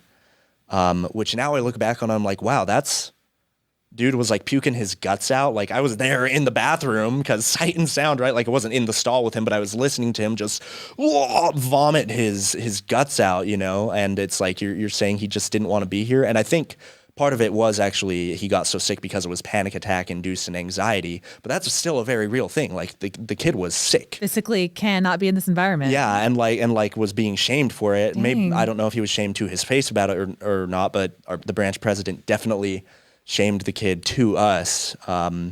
So Elder Spencer, if you're out there, it's Elder Johnson. I would love to meet sometime. Elder Spencer, shout out. Yeah, don't know his first name, can't remember it. Maybe if I look in my mission journal or something, I'll be able to find it and look him up. But that's like such an intense culture. Like, give the guy a break. I know, like, right? I know. Oh my goodness. But yeah, then we switched up companionships in the MTC, and we had a good time. We were pretty good missionaries in my district, and I was pretty like by the book. But at the same time, we'd be having rap battles with other zones in our dorm at night. So I'd love to see that. yeah, it's too bad we don't have any footage of that, but there's some good times. If y'all ever seen 8 Mile, like the Mormon missionary version of that, basically. If you just scroll on Instagram for a while, you will see a bunch of Mormon missionaries rapping. Trust me, you'll get there. That's at least what my feed is on. John, you know what I mean?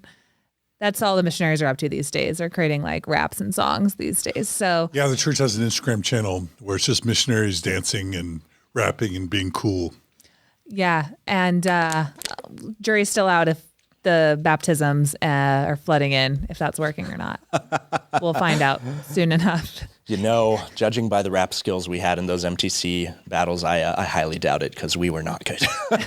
But we had fun, at least. It's a bunch of kids who should be out having fun and going to college and whatnot that are instead cooped up in this dorm learning 24/7 how to preach the word and how to completely suppress all their hormones and all their emotions and all their sexuality. Not completely, unless you're in the cafeteria and you're making eyes at the sisters. Just kidding. Yes, well, there's that, but keep that on the down low. Right, right. So then you make your way to Brazil. What were your first impressions? Yeah, so 6 weeks in the MTC, made our way to Brazil. That travel day was crazy. Oh my God. Really stressful. They bust us out at like 3 a.m. or whatever. And anyways, I don't need to go over all the travel details, but I remember like the 10-hour red-eye flight from Atlanta, Georgia to São Paulo, Brazil.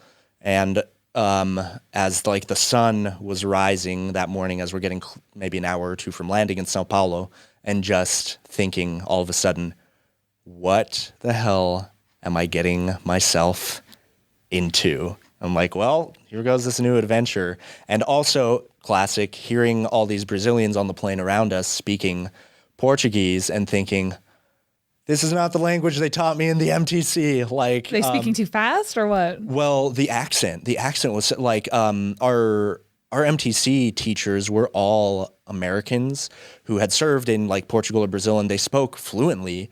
But at the end of the day, they're not native speakers. And so they kind of had slightly like Americanized accents, right? Yeah. And hearing these people who are, actually Brazilian, actually live there speaking the language, it sounded like in the MTC, it sounded pretty close to Spanish. We get to Brazil and I'm like, is this French? Like what is going on? Like, I can't understand a word that guy just said. I'm like trying to listen to their conversation and they're just going fast. And I'm like, oh boy. I can only imagine like you're feeling that on the plane, like you haven't even landed yet. Yeah, and then like we land, and I thought we'd like forgotten our luggage or something, so I'm trying to go back and kind of panicking, and they're all just like, saying things, and I don't understand what's going on. But anyways, things ended up being fine. We get to our respective missions because the missionaries I was flying with were not coming to my mission, and I get there, and I'm the last one of arrivals to my mission to arrive. I'm like an hour later than everyone else because they were all coming from the São Paulo MTC. And this left an impression on me, which becomes important later. My first mission president, I arrived and he like barely acknowledged me. He didn't so much, he didn't give me a hug. I remember, I don't think he even gave me a handshake.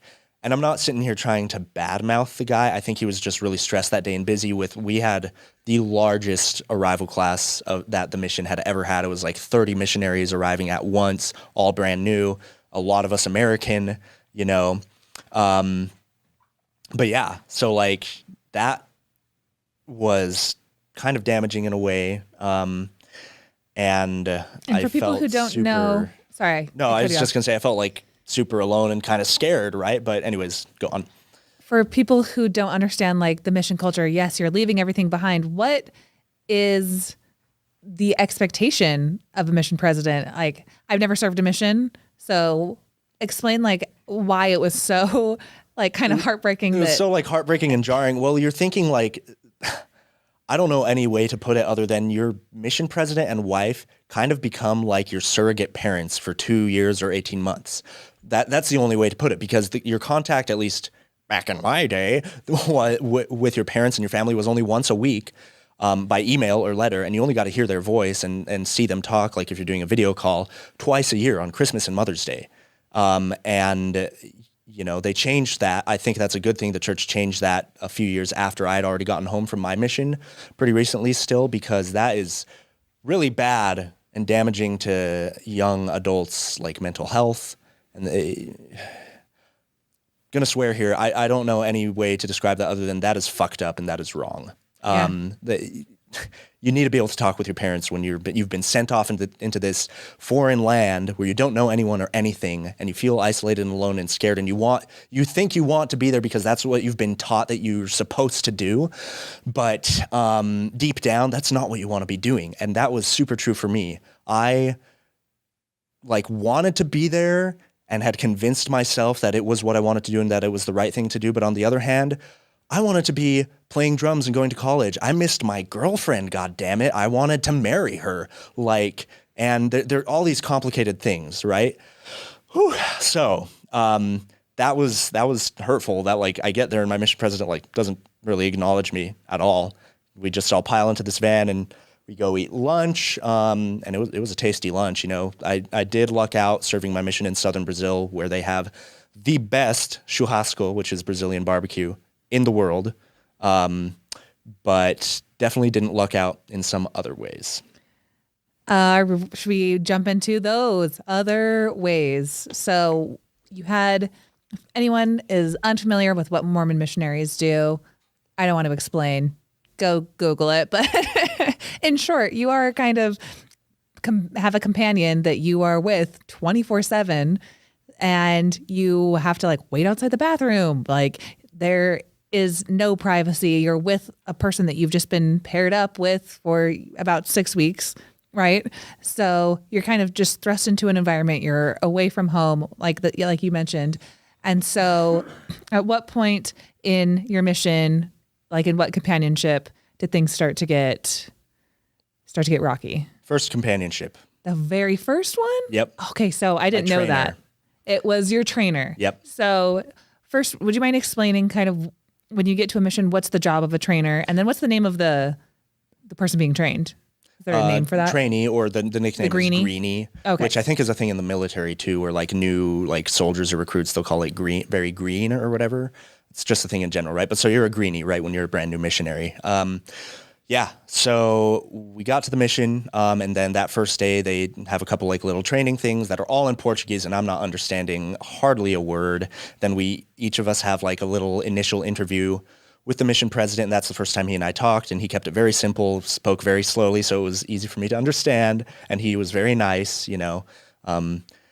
Then they have a meeting where they assign your trainers that he's picked out for each companionship, right? And so they assigned me to my trainer,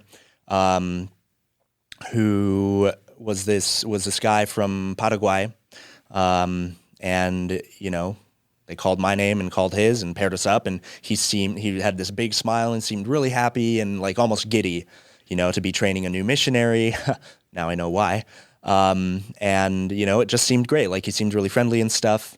And then they, you know, sent us off to our respective areas. Some of the missionaries who arrived with me, I don't envy, had like a 4 to 5. I think one of them even had a 7-hour bus ride that night after all the flying. But our area was pretty close to the mission office, like maybe an hour away by bus. So we get to our new area and, you know, just kind of decompress that night. And then the next day it begins, right? And so a mission trainer's job, self-explanatory, is to train the new missionary. And it's generally for 12 weeks. So in a Mormon mission, transfers are 6 weeks long in most missions. And you can have one companion then be transferred to another one. You don't get to choose, right? But sometimes you'll be with one companion for 2 or maybe 3 transfers, generally not longer than that. I had one companion that I was with for longer than that, but I'll get into that later.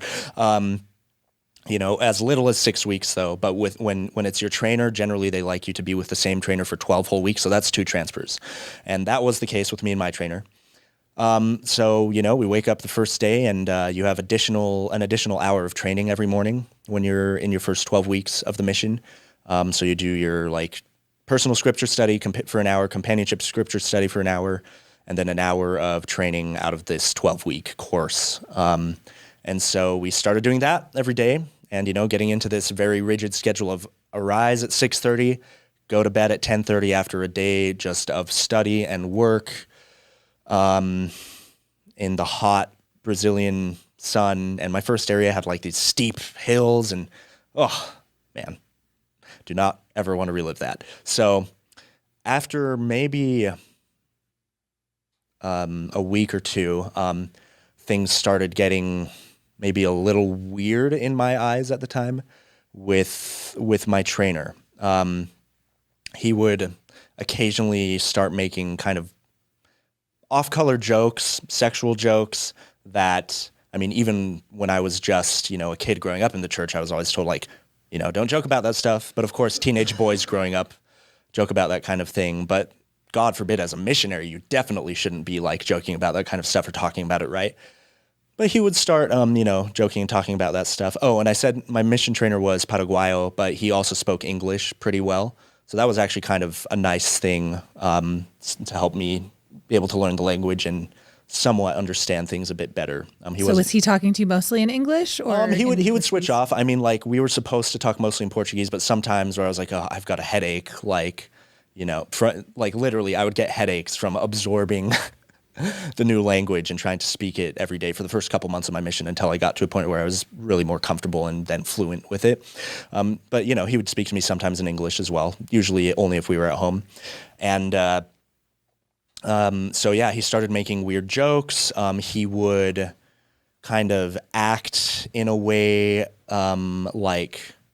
pretending, I don't know how to say it other than he would kind of act pretending to be a woman or pretending to be gay, which is just kind of really weird for someone to do, not because being a woman or being gay is weird, hell no, not that, but just because the fact that he was doing that and making all these jokes, and then that would kind of lead into his hand would accidentally brush me or something, just kind of starting with unwanted touch, right? So for those who don't know, this is the beginning of what would be called a grooming process, whereby a predator kind of puts the frog in lukewarm water and raises the temperature of the water to boiling by degrees so that the victim doesn't really recognize it until it's too late and you're already being boiled alive or sexually abused and sexually assaulted. And, it would slowly progress over time. And eventually there was one day where I had probably only been out in the field for a couple, maybe 3-4 weeks at most, where I was okay, whoa, stop. What are you doing? Probably pushed him away. And mind you, I was bigger and stronger than this guy. He never physically overpowered me. It was all mind games, all mental and emotional manipulation, which is why I think it's important for people to understand how kind of grooming works, because anybody can be a victim of this. Absolutely anyone, man, woman, child.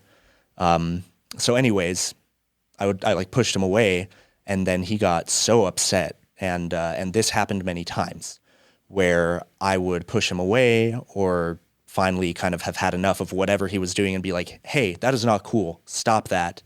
Or he would accidentally touch me inappropriately, and I would slap his hand away or very, roughly push him and be like, don't do that, and then he would shame me and say, you shouldn't be getting angry. You're a missionary. You're supposed to be a disciple of Christ. I'm just joking around. Can't you take a joke? All sorts of things like that. And then that escalated to he would give me the silent treatment for days on end, where if I had gotten mad at him or something, he would basically just not talk to me at all. If I talked to him or anything, he'd just give one-word answers, basically, and just have this very, cold facial expression with me at all times. And you wouldn't do my training, for example, wouldn't help me with learning the language. But I was just going to ask, since you're kind of paired up with just one other person, did you have any other companionships that you could talk to?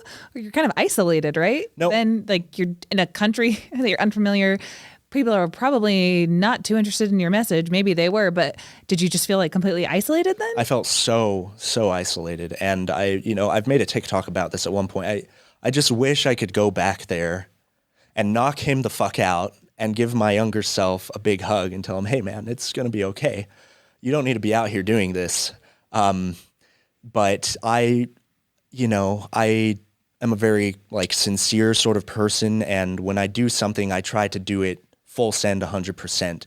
And I believed that what I was doing was right at the time. It's how I had been raised. So it was very confusing and difficult, but I just thought, well, maybe this is my challenge and my trial, and I've been called here to be companions with this guy so that I can show him Christ's love or something and help him out. And I just need to be Christ-like to him and not get angry or push back or whatever. And he totally knew that and totally took advantage of that and that belief system of turn the other cheek and contention is of the devil, so that any time where I got frustrated or grossed out enough to say stop or to push him or even hit him a couple of times, not super hard, but just enough to get him to stop, he would intensely shame me, silent treatment. I found out later, and I could kind of sense this at the time, but I didn't understand the language yet well enough to know that he was gossiping about me, saying who knows what to other missionaries on the phone at night. And I also felt isolated because in mission companionships, at least in my mission at the time, you only have one cell phone, and the senior companion, which was obviously him being the trainer, has the cell phone at all times. So unless I wanted to go and fight him and overpower him, which I actually did one time, but it wasn't to grab the cell phone from him or anything. Unless I wanted to do that and steal the cell phone and call the mission president or the zone leaders or something, he had the phone all the time, including when he was sleeping. So yeah, very isolating. And we were in this area where we weren't living with other missionaries.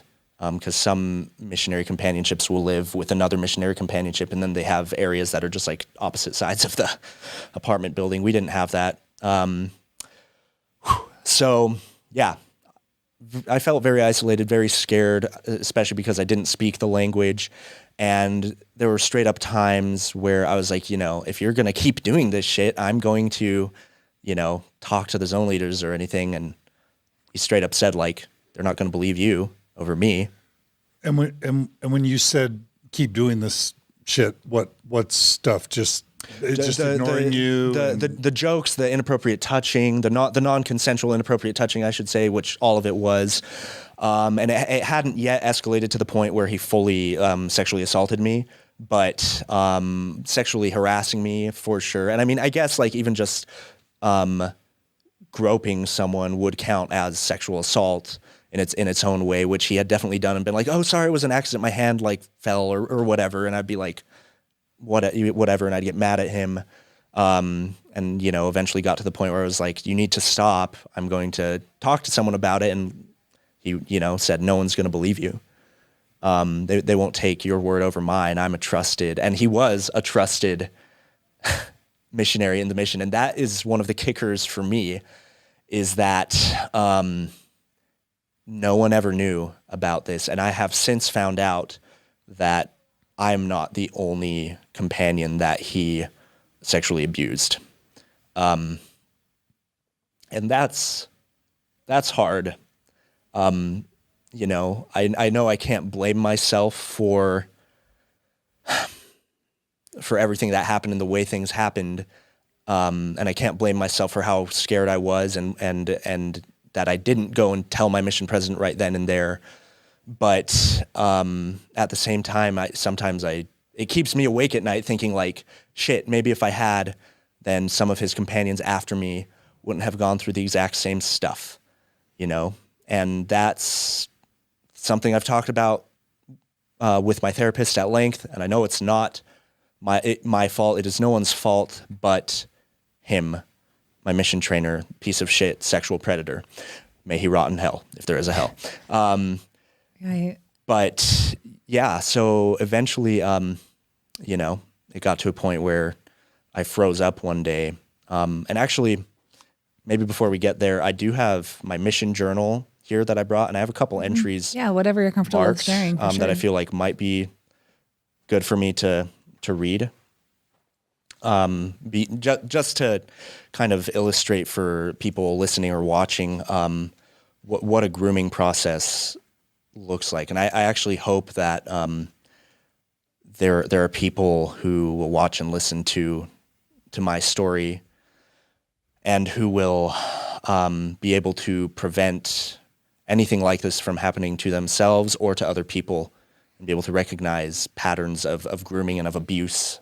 Yeah, and thank you for doing this, McKay. And like your vulnerability it's got to be really hard to come out and say these types of things. And I know on TikTok that you've gotten pushback from people saying, you know, just saying horrible things to you. Yeah. And so it takes a really strong person to stand up for other people that you don't even know, that other people that have been groomed by the same person. So I can imagine this is difficult, and that I just want to thank you for being as vulnerable as you feel comfortable.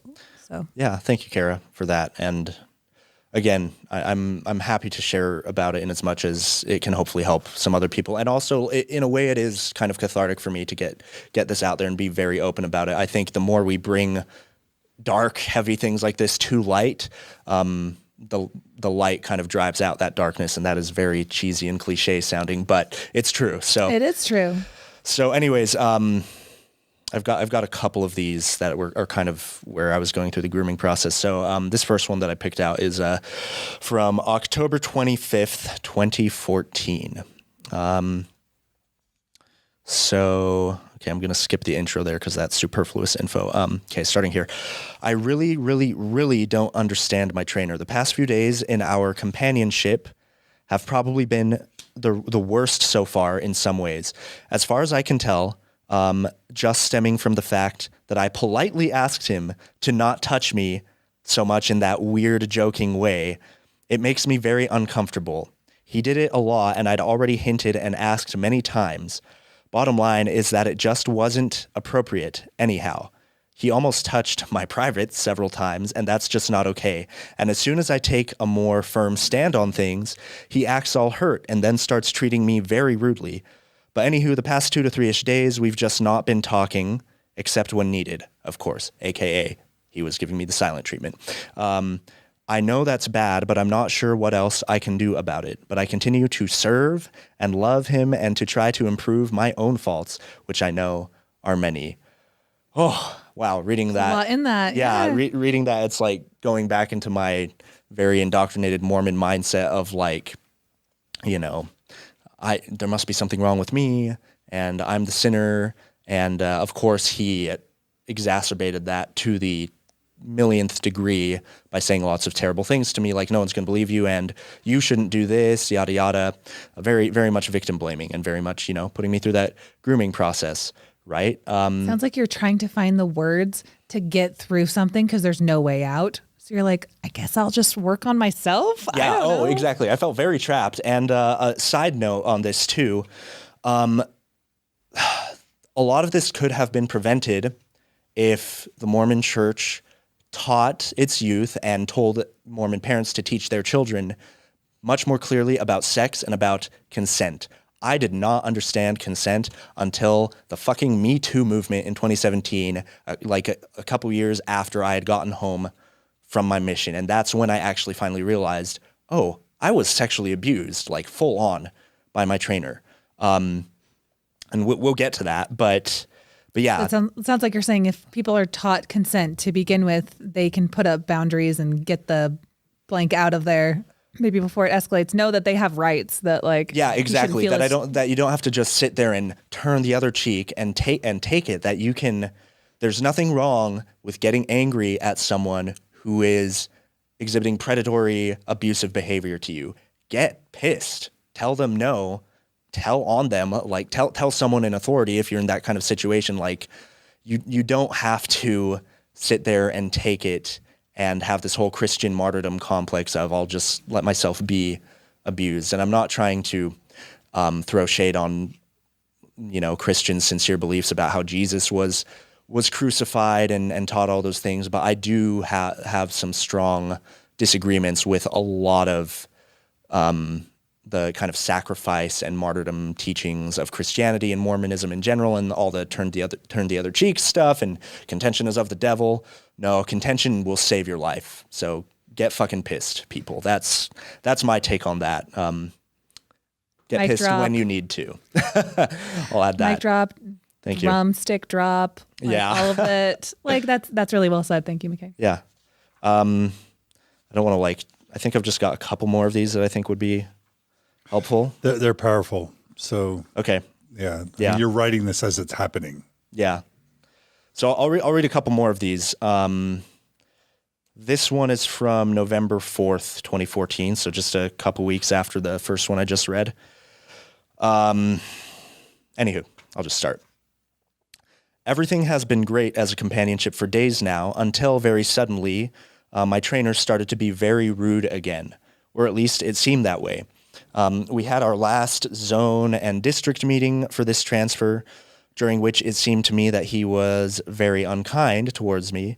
Then lunch at at some inactive members' homes with the sisters.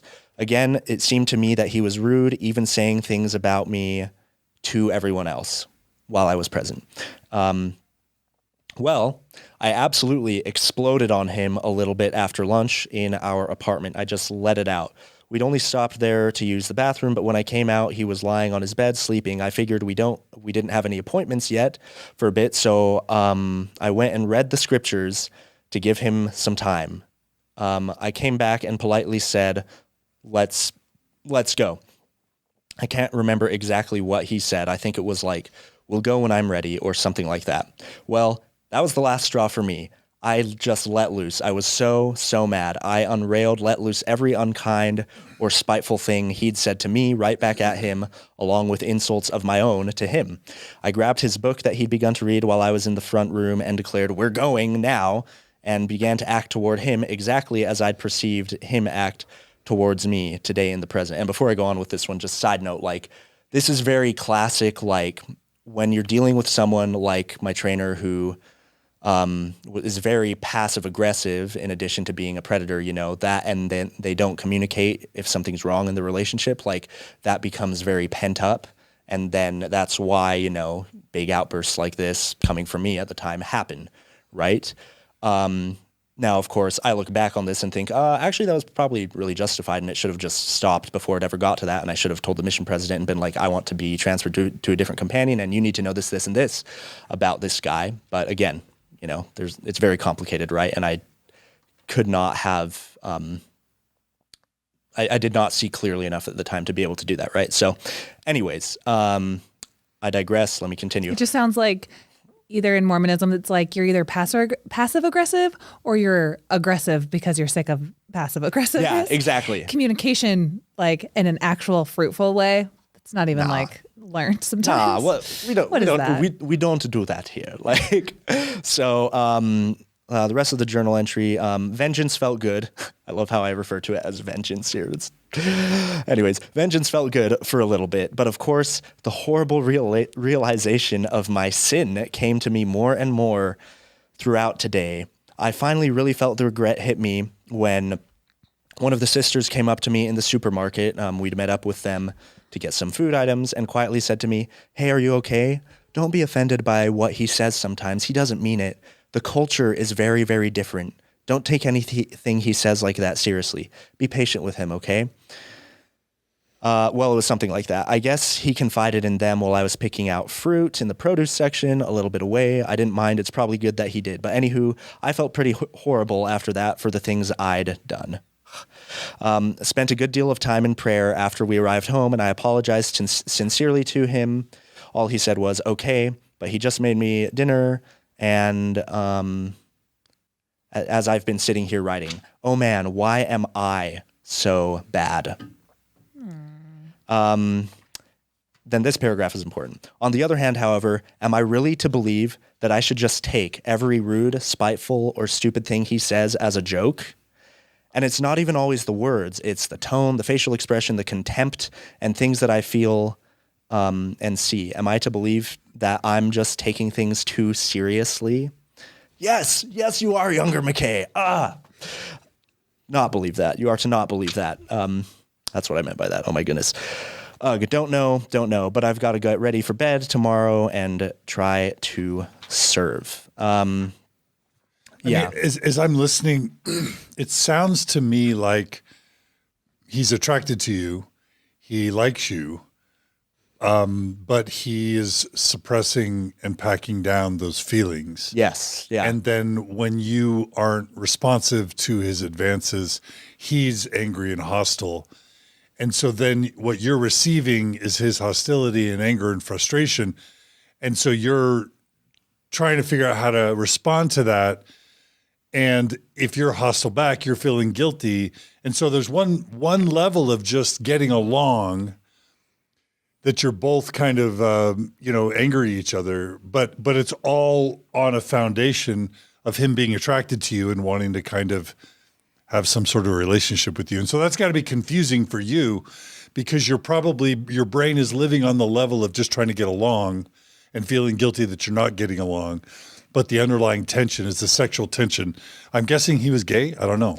Yeah. I mean, so the interesting thing is to this day, I don't know if he actually, was, I have no idea what's become of him, zero contact with him whatsoever. But yeah, I don't know if he was actually gay or what. I mean, signs point to yes, which is a whole nother conversation that we could have about how the church teaching that homosexuality is wrong and a sin, kind of fosters, it doesn't excuse predatory behavior or rape or sexual abuse or assault or anything like that, but it does kind of foster environments where homosexual kids and adults in the church become so suppressed that they start feeling like the only way for them to act out on their sexual feelings is through unethical means. I once recently, I've always wondered, and this is a totally different subject, but I've thought about pedophilia. Like I can't even understand in my brain being attracted to a kid. Yeah, but I had a missionary write me recently, a returned missionary, and he told me I sexually abused a kid on my mission. And he just volunteered this. He said, the only way I can make sense of it is I was so sexually repressed just in my own sexuality that it came out in a really unhealthy and dysfunctional way. And this parallels, I think, what you're saying. Yeah. Is that maybe your missionary companion was suppressed in a really unhealthy, dysfunctional way. And so it was coming out in a really unhealthy way. And of course, not everybody who has attractions does. The vast majority of gay Mormon missionaries would never think to abuse or harass their companions. So straight people, gay people, there are always a small amount that kind of screw things up this way. But, yeah. But I do think it's interesting to bring up this idea of sexual repression and suppression. And does that cause a lot? I mean, obviously the Mormon church and in Utah specifically is way over quota on sexual abuse, sexual assault, etc. How much of that is tied to a culture that's just generally sexually repressed? Oh yeah, no, 100%. And I don't know if you guys saw the news article, I think just a day or two ago about how many hundreds of thousands of sexual abuse cases they've kind of uncovered with, I think, the Catholic Church in France. God, I wish I had read that article more than once. I just kind of skimmed over it really quick. But and some people were talking about it, how you create these hyper-religious, sexually suppressive environments, and it's like, again, doesn't excuse it, but it's little wonder that then these terrible kind of monstrous predatory behaviors are kind of fostered. It kind of becomes this petri dish for those things to grow in a sense. And it's still very, it's very sick and twisted, and very complex too. And then you put power and balance in there with also, you can only get through to salvation through shutting up. It is a mess. Yep. Like, you are set up for failure. That is a problematic system every time you put that formula together. Yeah, exactly. So, I'm sure all this kind of stuff was swirling around at this time for me and for him. And so anyways, just a terrible situation all around, right? And it, just kept progressing and getting worse and worse. I want to give this little Elder Johnson a hug, man. Yeah, well, you can give big Spartacus Johnson a hug later. Anytime I can. Aw, man. But yeah, I think I've just got a couple more of these entries that are shorter. Yeah, or maybe it might just be the one more actually. Okay, maybe two more. So this one, November 15th, 2014. Wow, I'm so amazed at how quickly something can change. Just this morning, my trainer was being all nice and serving. And then it all just has to come crashing down so fast. I don't know, maybe it's because of my pride, my problems, my personality, but I'm just so frustrated. He becomes so angry, annoyed, cold, self-righteous so fast. I don't know what the right word is. He always says that he's not angry or whatever. Haha, hard to believe. I'm so very confused. I don't know what to do. And that entry is 3 days before he fully sexually assaulted me for the first time. And I know that because there's an entry from that day where, and I don't say anything like I was sexually assaulted today or anything like that. But that entry from 3 days later, November 18th, 2014, I say something about, I'm so grateful for Christ's atonement. I'd be lost without it.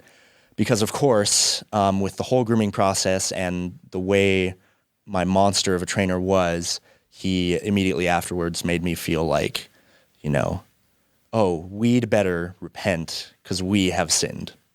Like, he said something to that effect afterwards. And it's hard to remember the exact words because it's a very traumatic experience. So he assaulted you. Yeah. So what happened was it was a P day.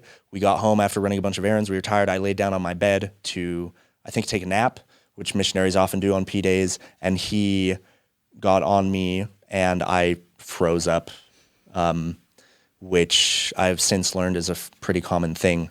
I was so, and he didn't like physically hold me down or tie me down. I was just so tired and so of being so mentally and emotionally worn down and told day in, day out that I was the sinner, that I was not a good disciple of Jesus for getting angry at him so many times and pushing him so many times. And there was one occasion where he was trying to do something actually not sexually related, but something like that would be breaking rules. And I was like, no, we're not going to do that. And he tried to do it. And so I wrestled in high school a little bit. I literally took him down to the ground, like hard, was afraid I may have broken his arm, but thankfully didn't, or maybe I wish I would have, I don't know. And got him in a wrestling hold and for like 15, 20 minutes, held him there until he was like, okay, fine, we won't do that. We won't break those rules or whatever. Can't even remember exactly what it was, but so anyways, I digress. So this day where he actually sexually assaulted me fully for the first time, he just, got on my bed and I was laying there and I was so exhausted mentally, emotionally, physically, and so alone and just in this pit of despair that no one would believe me, which he had said many times. And I guess kind of just gave up, froze up and was just like, I guess this is what it's going to be, And somebody would think just not living the experience. Oh, well, you're gonna immediately call your zone leader. You're gonna immediately call your mission president, and then you're gonna write this down in my journal. I was sexually assaulted today by my companion, but they don't understand what's going through a Mormon missionary's brain. Nope. Exactly. They don't understand. And, when I've shared about some of my experiences with this on TikTok, there are some very brain dead comments that are similar to that, where people are like, you chose to be there, or you were 18. Like, a person's age has nothing to do with whether or not they can be sexually assaulted or sexually abused. People, get real. Oh my God. And again, what I said earlier about not really having been taught by the church about what consent really is. Anything other than an enthusiastic yes is not consent, right? So that's kind of what happened. And then all these things where he's making me feel like it's my fault too are going through my head. And so that's why, that journal entry from that day, I know it's the day I was sexually assaulted for the first time, because I know it was a P day. And I wrote about how I'm so grateful for the atonement and that I can be forgiven of sins. Yeah. And after that, it happened multiple more times. I couldn't put an exact number on it, but it was more than once. And again, it was just after that point, it was just kind of like, I was so depressed and felt so alone, and like I had zero power to do anything about it short of like hurting him or killing him, and then I would be the bad guy in that case, was kind of how he had manipulated me to believe that. So yeah. And again, what kept you from just going to your mission president and saying, this guy's doing this? Oh, okay. Thank you for reminding me of that, because this is where my arrival in the mission comes into play. What kept me from going to my mission president? Good man, but but he was a very, formal, I kind of want to say cold personality. So the fact that he didn't so much as shake my hand or give me a hug when I first arrived in the mission had a huge psychological effect on me that I didn't really recognize at the time, but it's so obvious to me now. Like, yeah, I didn't feel like I could go and talk to my mission president about it because of that, because I felt like he didn't really know me. I didn't really know him. I didn't feel like I could fully trust him. And beyond that, the things that my mission trainer said to me about like, no one will believe you. And honestly, that was kind of believable, because I did not have mastery of Portuguese yet. And he had been in the country for over a year, so he definitely did.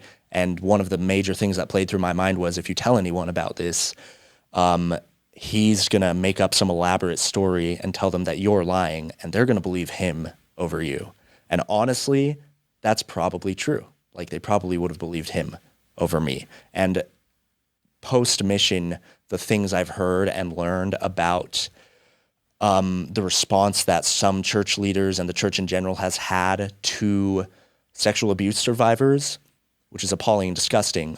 It just reinforces that belief that had I told my mission president at the time, I would have been blamed just as much as my trainer, which is really sad, So I just want to say, for Mormon women, they're going to be like, yeah, that's what happens. But Mormon men are like, oh, no, he's going to believe you, right, Carah? Yeah. I mean, yeah, anything to kind of keep the good name the things that are kind of coming to my mind when you're talking about just your mission in general, it's like any hardship on the mission can be overcome with the atonement of Jesus Christ, with the faith in Jesus Christ. Yep. Like, you can learn a freaking second language with like faith in Jesus Christ. Like, anything is possible. It's a secret sauce that's like, it brings the glue to get, it's the glue that brings everything together, yeah, you know? And you know what that secret sauce really is? It was me carrying a pocket dictionary around with me everywhere and writing down every damn new word I heard and just like studying my ass off to learn a new language in a short amount of time. And for that, you get the kudos. Thanks.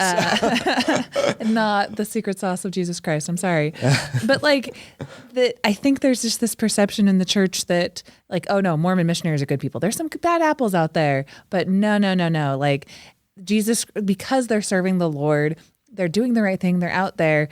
Our missionaries would never do something like that. And anyone who does, that'll get nipped in the bud for sure. Like, if you told your mission president, of course, like, everyone would believe you because they have the spirit of discernment. And I just think in a Mormon system, they think that things will work out for the good because it's the true church. And if your president has the spirit of discernment, he would be able to tell who's lying and stuff. But the real world doesn't work that way. The real world does not work that way. Nope. And not to be insulting, but spirit of discernment, my ass. There was so much stuff that went on in my mission specifically, and probably other missions too, but in my mission, there's so much that went on under my first mission president's nose that he never had any clue about, like not so much as a whiff, even when with some people straight up telling him like, hey, there's a group of missionaries who have basically like made themselves into a secret combination. Yes, this really happened. Like, and he didn't believe them when they told him that.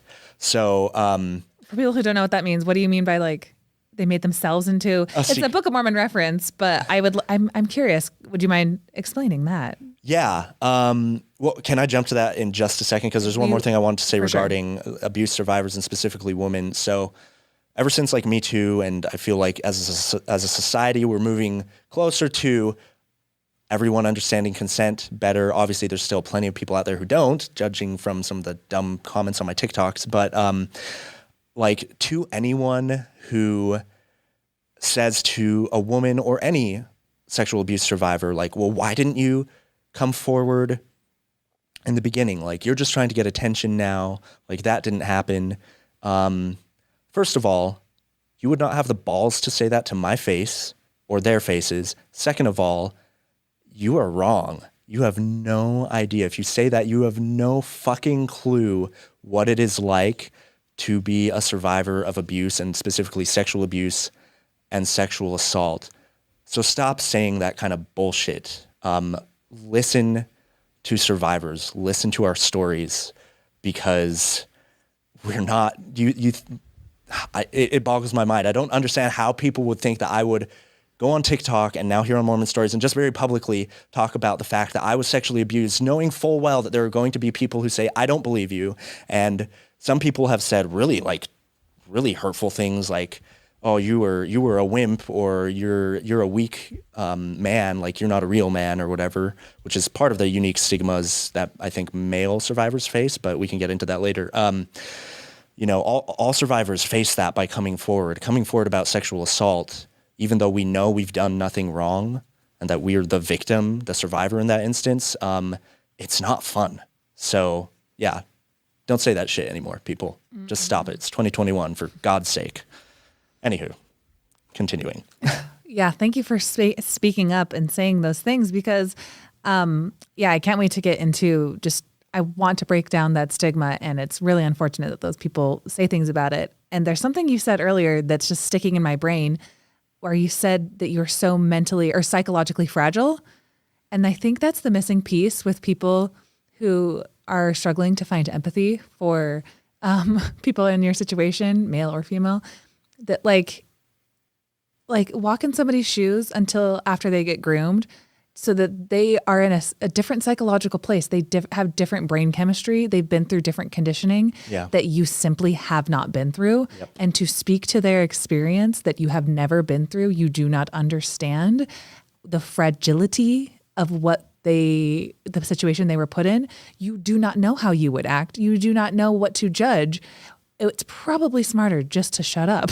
It's probably smarter just to believe people. It's probably smarter just to lead with empathy and not like, I need to be the one that's like calling out somebody that you should have done more. It's like, what are you to gain? Like, what are the people who comment such cruel things when you are so vulnerable on your TikTok and probably on this YouTube video? I would just hope that anyone who's listening to this would think twice about what is there to gain when they have such harsh commentary on what sexual assault survivors have experienced.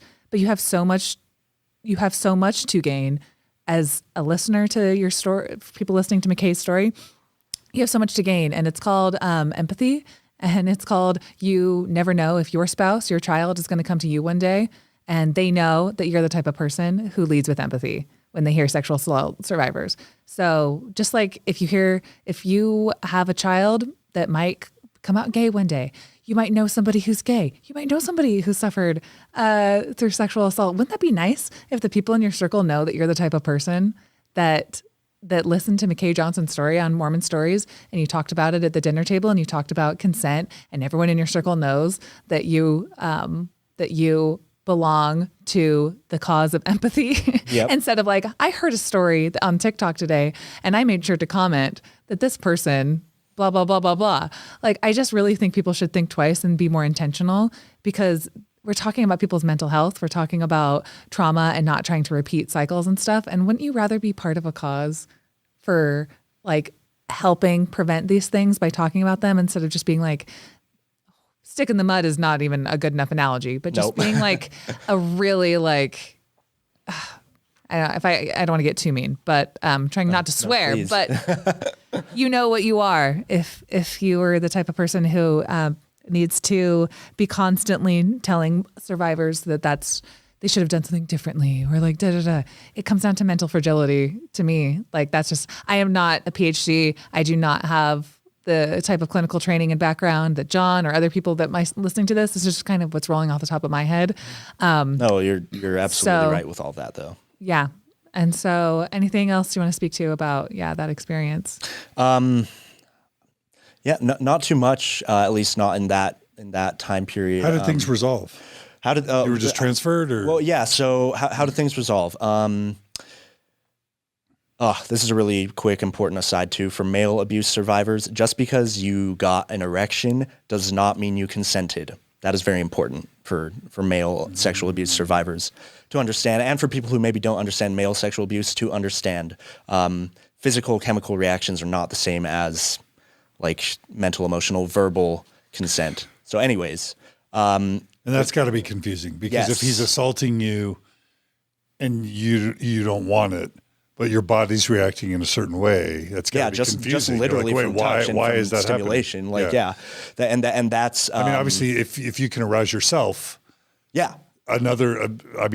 technically, an inanimate object, if it's could arouse you. Stiff breeze. So it doesn't. Like, I've heard stories. Yeah. So it doesn't have to be. It doesn't have to be even a guy. Like, But anyway, it's got to be confusing. Yes. No, it definitely was, and it even made me question for a little bit. Like, am I gay? Like, and I've really come to terms with that. I'm not. I'm very, very straight and very much only attracted to women. Also a huge ally to the LGBT community, which we'll get into soon. But I mean, through that experience, that definitely kind of ingrained some pretty powerful homophobia in me for many years.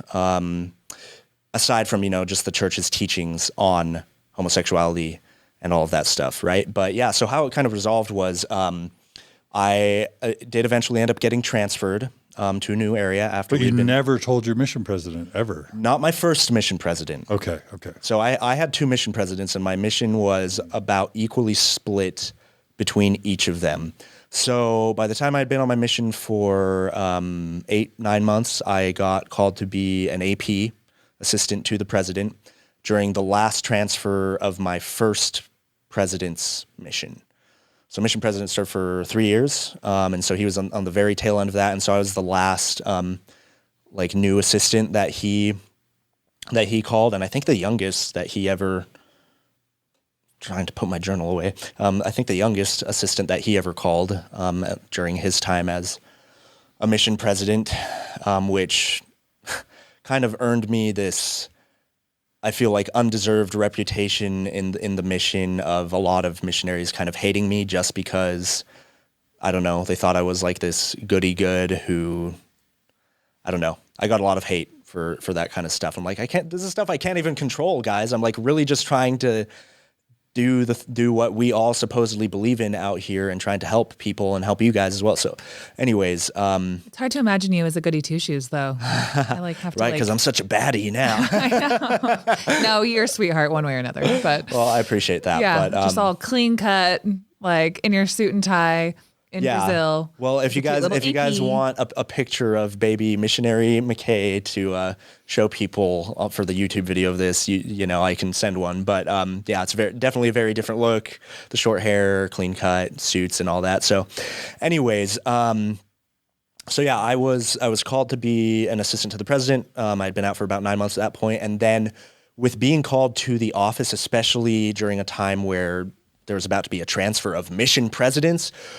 there was a shit ton of responsibility placed on me and my companion, Elder Pereira, who to this day will always be one of my best friends, whether we're both in or out of the church or whatever. He's in right now, I'm out. Love that guy so much. We went through a lot together, and we were actually companions for 6 months, which is a lot longer than most missionary companionships ever go. So anyways, we, were these two 19-year-old guys that are just having all this responsibility placed on us. And since we were in the office with access to personal computers, I eventually started looking at pornography again. As AP? As AP, I AP know. on your mission, wow. Yeah. I mean, it's got to happen. We've had bishops. Crazy, right? Yeah, but yeah. And I felt so terrible for that. I mean, I remember after the first time it happened, and I was like, oh my gosh, what have I done? The Spirit is going to cease to strive with me. I won't be able to teach. The mission is going to fall apart. I'm going to be sent home if I tell all these crazy thoughts going through my head. Then right? you realized how to clear the browser history. I'm just kidding. How did you? Well, I already knew how to do that from my teen years. Let's be real. The whole world's going to come crashing down unless anyone finds out. That's really intense. Yeah. You must felt like you were Satan incarnate. Yeah, well, and that was just simply compounding all the guilt and shame that I already felt from the sexual abuse, which I had been made to feel was my fault, right? Yeah, that's definitely a common theme. I mean, amongst sexual assault survivors or anything where you just feel like you're dirty, broken, Yep, kind all of what's the those point? things. Yep, all those things. Yeah. I mean, when I was a missionary, porn didn't exist because the internet didn't exist, Yeah. in any way. But it's got to be hard to be sexualized by your companion and to not be able to get a therapist, to be able to get PTSD treatment, or to even be able to tell anyone. So now you're AP and you've been effectively assaulted and sexualized. I mean, that's got to make it so you're thinking about it all the time, Yep. right? No, exactly. And actually, I remember after the first assault happened, I probably only a few weeks after, and when I had been transferred to my second area in my mission, I started occasionally masturbating again. And I was like, why is this happening? I did so good for a year. Literally for a year before going on my mission, I didn't look at any porn or masturbate even once.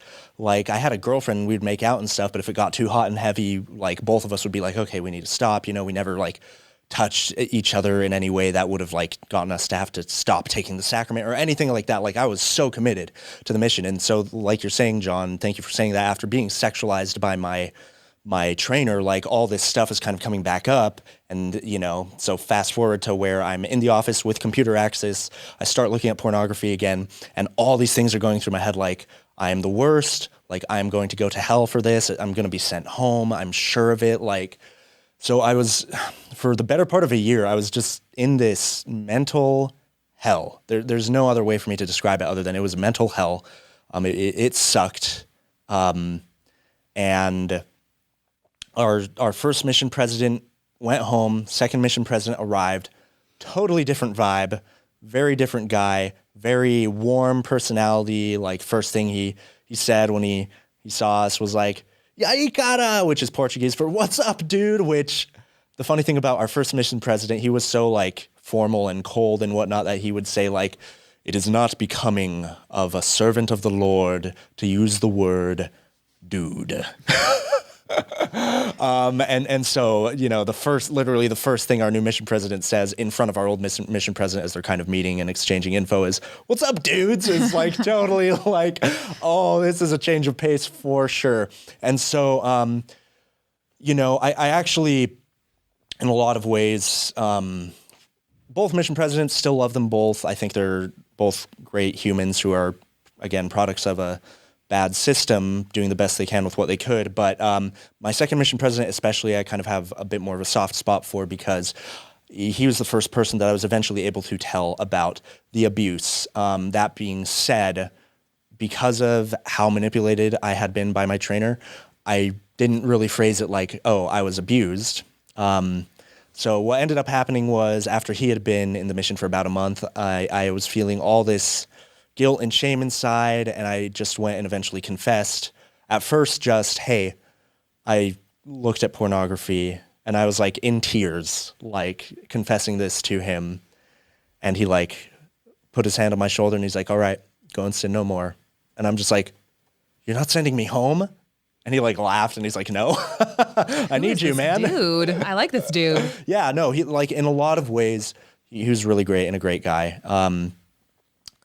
But it still took me probably a couple more months before I eventually, well, I didn't even go to him about this. In my mind, I had thought I am never going to tell anybody, not a single soul in the whole world, what happened with my trainer. I felt so much shame and so much like just mental darkness about it. Like, no way, not a chance in hell is anyone ever going to find out about it. Well, he calls me into his office one day and he asks me point blank, what can you tell me about, and he names my trainer.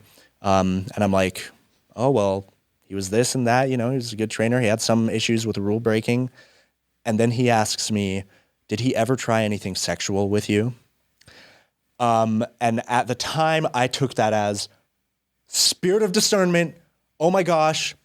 What it turns out it actually was is there are other missionaries, like multiple in my mission, who had been abused, not just by my trainer, but also by some other missionaries who are around his age, like abusing other missionaries in my arrival group and or close to our age, like trainers and trainees specifically.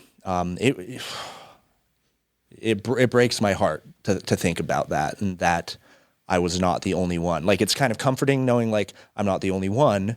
And, I want people listening to my story to know, like, you're not the only one if you've gone through any sort of abuse or are going through it. But at the same time, it is heartbreaking to know that this is such a widespread thing, for women and for men, for everyone. And so he asks me that, and I just like eyes wide as dinner plates. I'm just like, how did you know?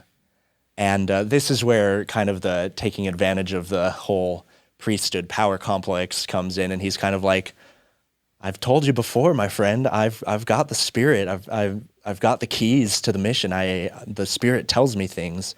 I'm sure someone told him some things about either my trainer and or other trainers, and he decided, you know what, I need to ask people about this because this is obviously a huge issue. And so, breaking down, sobbing, just absolutely weeping, he kind of had to coax it out of me. It was so traumatic, and so I was filled with so much shame about it that I couldn't really even bring myself to say the words kind of what had happened, and made even worse by the fact that I still blamed myself at the time and kind of thought like, oh, I guess in some way it must have been my fault. So it was more phrasing it more like, well, like we kind of like had some sexual relations in a way. And so he kind of had to coax that out of me, and I break down crying. And he's like, okay, I'm going to have to talk with the area presidency about this. I'm going to fast for you, and we're going to figure things out. And that was all he said at the time, from what I remember at least. And this is another issue that I'm pretty passionate about with the church. And that's that people, youth, young adults, etc., shouldn't be confessing or talking with untrained church leaders about like deep sexual trauma and sexual issues. Because from my perspective now, if my mission president had been like a trained therapist, he would have recognized immediately, even from the way I phrased things, that it was very clearly non-consensual and that I had been groomed and abused. And I know, I'm not saying that to try and throw shade on him. I do think he was doing the best he could with the knowledge and training that he had, but there's definitely a lack of training and knowledge for church leaders across the board in that regard. And I definitely have a huge issue with people in power, leaders in power in the church telling or asking people in their congregation or their stake or their mission or whatever, about sexual history and stuff. That is stuff that should only be discussed with a therapist, in my view, and I suppose people that you really trust that are close to you. But so yeah, he said that. Then we went to lunch that day, and I was just crying off and on the whole time, and my companion was just kind of what on earth is going on,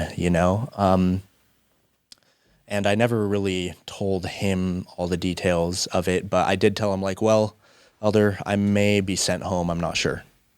2 weeks go by, during which time we just kind of continue with a normal assistant to the president missionary life, teaching, traveling, giving trainings and stuff. And eventually, like, it's eating me up inside. So I go into my mission president's office one day. I'm like, can we talk? He's like, yeah, sure. And like, just the two of us. And he's like, yeah, okay. And I asked him, so what's going to happen with me? And he tells me that he had talked with the area presidency. So like Claudio Costa at the time was the area president. So he's a general authority 70 to this day, I think, right? Isn't he an apostle now? Oh, he might be. And I don't know. I can't remember now if he was the Brazil area president at the time or not. I think he was, but I'd have to double check on that. Pretty sure he was. And so anyways, long story short, my mission president had talked with him and told me that they were going to get in touch with my trainer's stake president, because my trainer was long gone, long out of the mission, long since had gone back home before my second mission president ever got there. I don't think he's an apostle. I got that wrong. Oh, okay. But so anyways, one win from this was my mission president told me, yeah, they're going to make sure he never has any sort of calling with youth or kids ever. And, small comfort, but at least there's that. So weird to hear, like, on the heels of Mark Oslin's like excommunication potentially coming up, just the things that the church gets really angry about. It's like he shouldn't have a calling or whatever, but like they'll excommunicate people who do, talking back or whatever. So no, I mean, Sam Young Sam Young speaks up about childhood sexual abuse, and he's excommunicated. An actual abuser of children, or in your case of missionaries, no action, no discipline?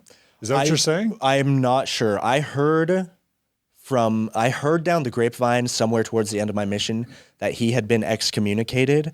I don't know if that's true. I actually, before coming in for this, I recently messaged my second mission president, who is the one that knows about all this stuff, on Facebook Messenger. I was like, hey, long time no talk. And I mean, he knows that I've, I don't want to give things away, but he knows that I'm not active in the church anymore. And so anyways, he was excited to talk to me briefly, but I just asked him, like, hey, do you know what happened with my trainer? The one who, and I just said it straight up, the one who abused me.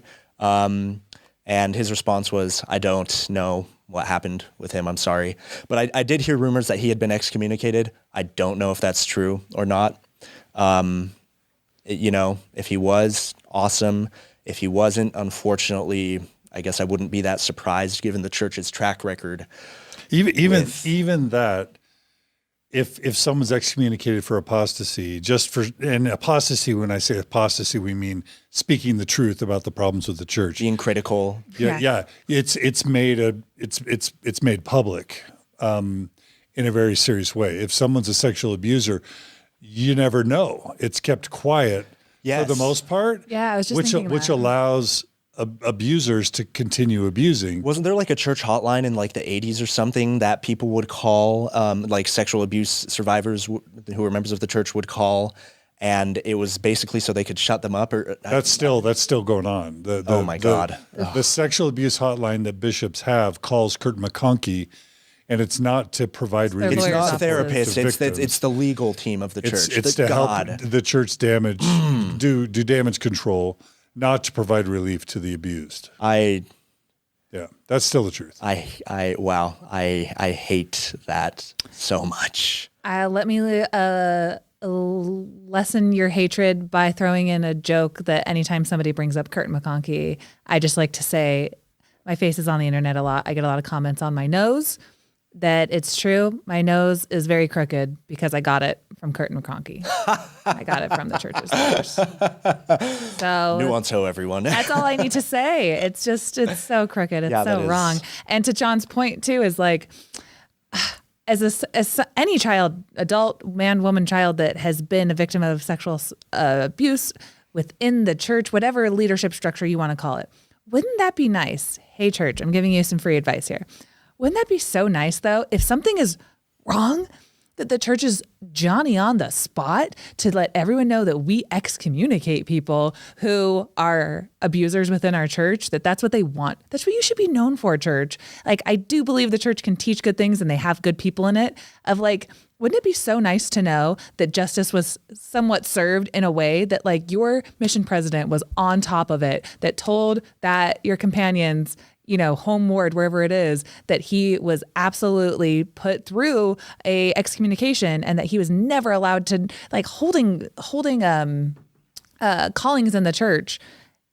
That there's more than one way to abuse somebody without having to hold a calling in the church. Like, you can obviously still have access to, if you are exhibiting predatory behaviors, that really doesn't feel like any kind of justice would have been served. So wouldn't it just to give you a peace of mind that like, yes, what happened to you was wrong and that there are people within the church who agree and that they're going to do something about it. But instead, it's just, they don't want to talk about it. They sweep it under the rug. Like, given that there's predators within the church who have access to people, like I was saying, with fragile mindsets, what would you have hoped the best case scenario that the church would have done? Oh, best case scenario, I would have hoped that they would have excommunicated the bastard. That B, they would try and pursue some sort of legal case. I know that's difficult with sexual abuse cases where it's very much after the fact, which is very common, unfortunately, because of how often survivors are shamed and whatnot. And are just kept in fear. But best case scenario, yeah, they would have like excommunicated him, maybe pursued some sort of legal action, definitely barred him for sure from ever holding any sort of calling or probably even rejoining the church and like never being able to be around kids or youth or young adults or whatever. And that they would tell the survivors, that they would have told me, hey, this is what's happened. That would definitely give at least some peace of mind, but they don't do that. That they care. They have this hotline they give a damn. for their legal. Yeah, that's extremely frustrating. So, and my heart goes out to all the other abuse survivors that like have been through that shit. It's really fucked up. There's no better way to put it than that in my mind. So, yeah, well said. And we talk a lot about how it's not helpful just to be outraged for outrage's sake. So, no, for sure. Maybe we can do this at the end, and I just want to take a brief second to pause to have people who are listening to just like to think about how to validate people who might have been in their life sexual assault survivors. And we're going to get into talking about like your internalized homophobia and all these things that just within the church that condition us to put faith and devotion into the structure of the church before people is so much of like what the mission culture and Mormon culture, I think, just necessitates is that you give your devotion to God in front of people. And that's something I think is post-Mormons for me and anyone else listening in the church, outside of the church, of like, where is your devotion truly? If it's to a God that's okay with this type of structure in a church, like reevaluate maybe those kinds of things, like reevaluate the type of God that you worship that cares more about obedience and conformity and keeping people quiet. And it's not until Sam Young has his marches, and it's not until people start pushing for change and, reformations within the church. Like, it's like there's so much baggage that Mormons condition us with, whether it's homophobia, whether it's just, not asking for consent. There's just so many things that I hope that we're not just like listening to McKay's story at like, oh, that was a bad thing that happened, but it's an isolated incident. That it tells a story of a wider structure is just kind of the point I'm trying to make. Exactly. And that I, as a woman in Mormonism, that I was like complicit in my own internalized sexism towards myself. So like, what is that? Whether you're in the church or out of the church, like what is that is still baggage that you're carrying that is not useful here for yourself or the people around you? And it's still just serving like a really kind of demented God that just cares about obedience and conformity more than people. Does that make sense? Yeah. So just like, what can we do with like, what can people actually do now that they're, instead of just being outraged, like what reflections would you hope that people like take from your story, I guess? Well, I think, in general, just how to respond to like sexual abuse survivors, never ever like say or ask like, well, what were you doing or what were you wearing? Just first of all, probably tell them like, thank you so much for trusting me enough to share your story with me. Because as a survivor, I can tell you it is not easy. It's still not easy for me to talk about this, but I've talked about it enough to the point where like I can do it and I'm fine. Like I'm not sitting here breaking down crying, maybe getting a little emotional at points. But so that's number one. Also, tell people I believe you.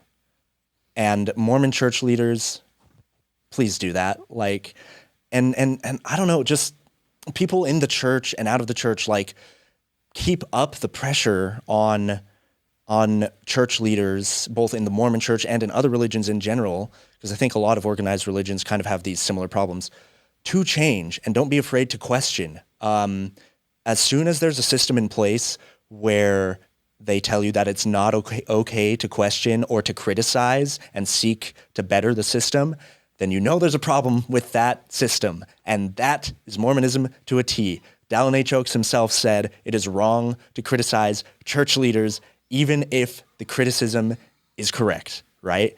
And that, to me, just screams like, I don't know, dictatorships, like obviously what I would call true unrighteous dominion, you know, holding power and very manipulative power over people, I would say. So keep questioning, keep pressuring, you know, use that outrage to make change. And the Mormon church listens to people's wallets. So if you have to, you know, I don't know, this is going to seem extreme to a lot of Mormon listeners, but don't pay your tithing until they make those changes. Like, I know most active Mormons would probably hear me say that and are going to be like, no, not doing that. But just to kind of illustrate, there's a lot of things that can be done to seek change, you know, seek for there to be better training for church leaders. And also, Mormon church,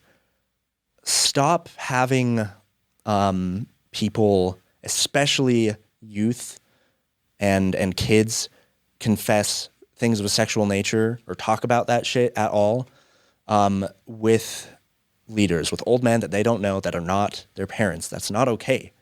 You know, if an adult who has fully informed consent chooses that they want to do that, then that's one thing. But like most bishops, you know, stake presidents, they're not trained therapists. They don't know how to respond to cases of assault and abuse and rape. And my second mission president's response to me telling him about my abuse is case in point, because as I said, a trained therapist would have easily recognized that as abuse and let me know that and been like, hey, you did nothing wrong.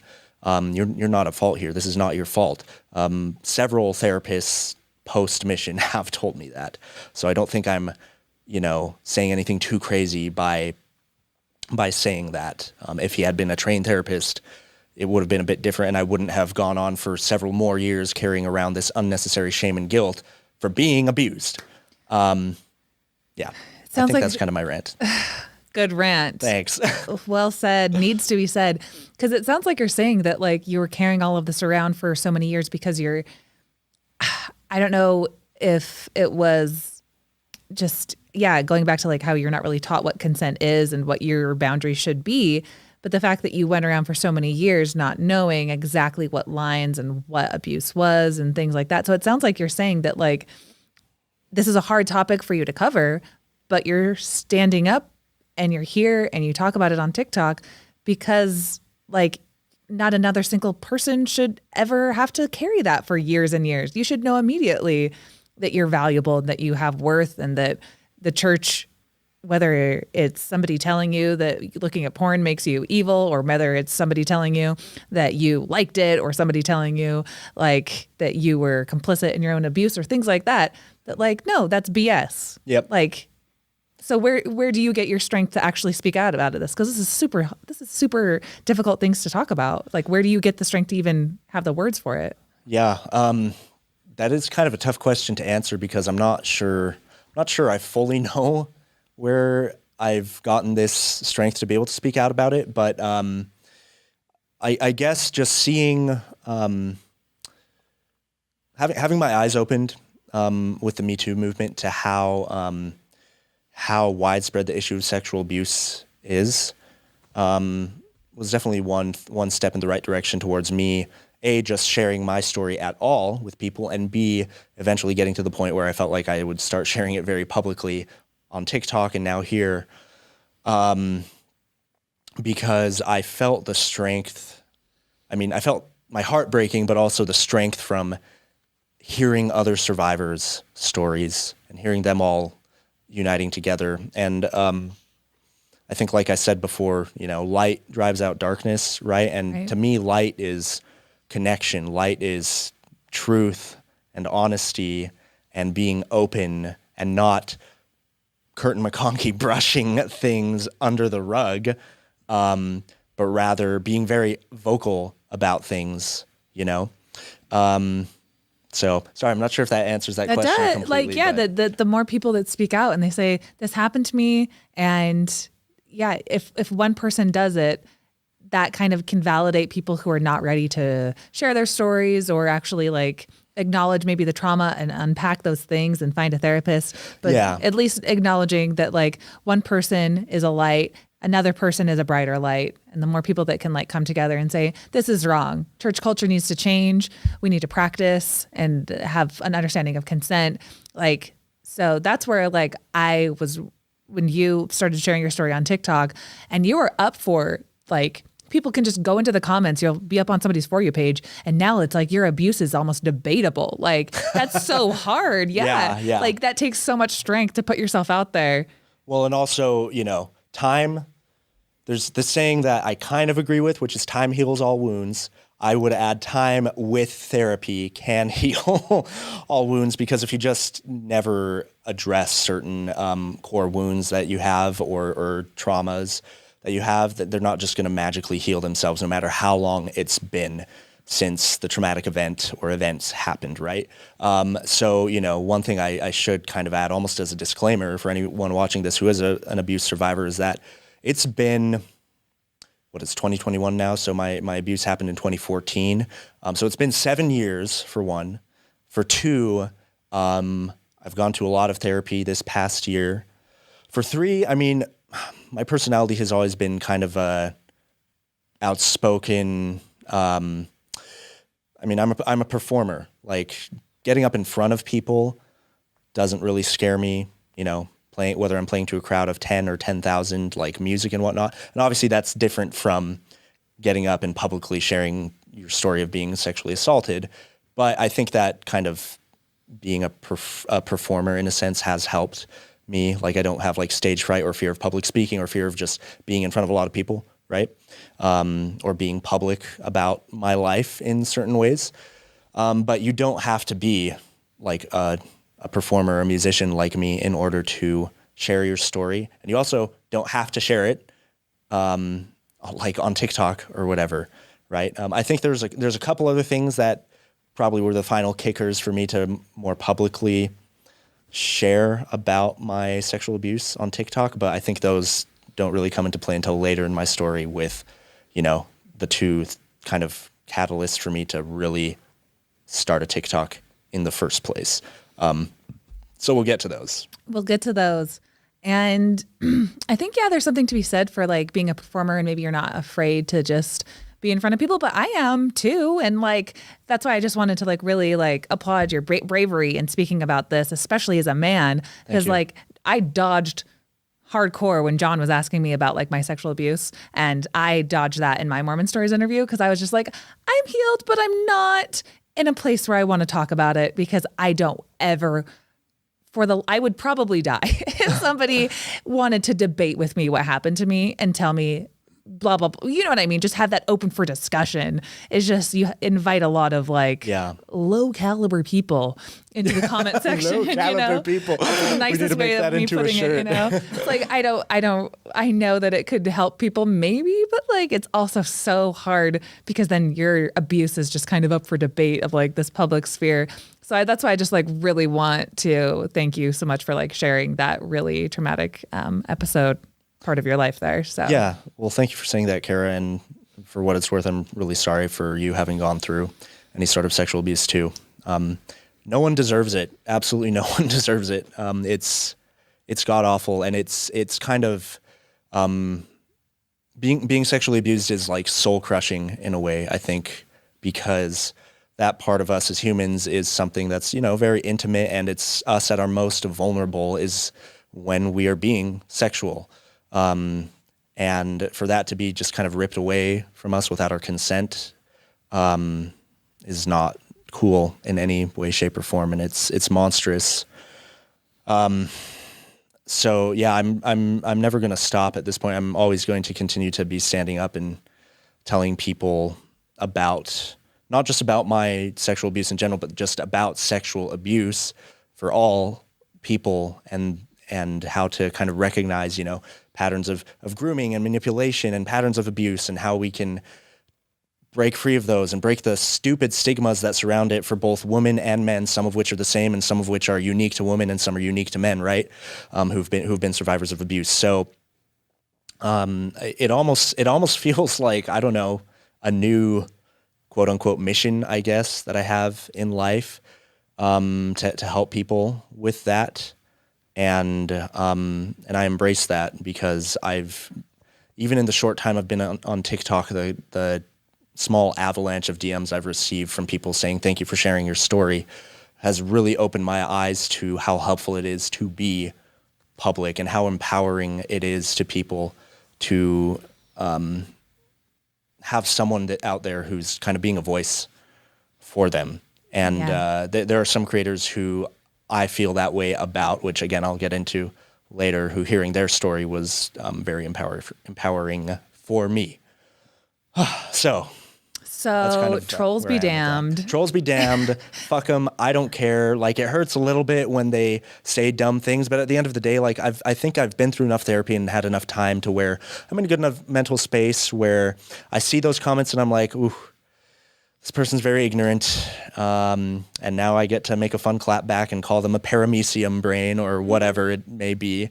And also, I think since, spoiler alert, since leaving the church, like, I've learned to be okay with leaning into my rage a little bit and being okay with letting that show. Mm-hmm. And that has actually been very empowering for me.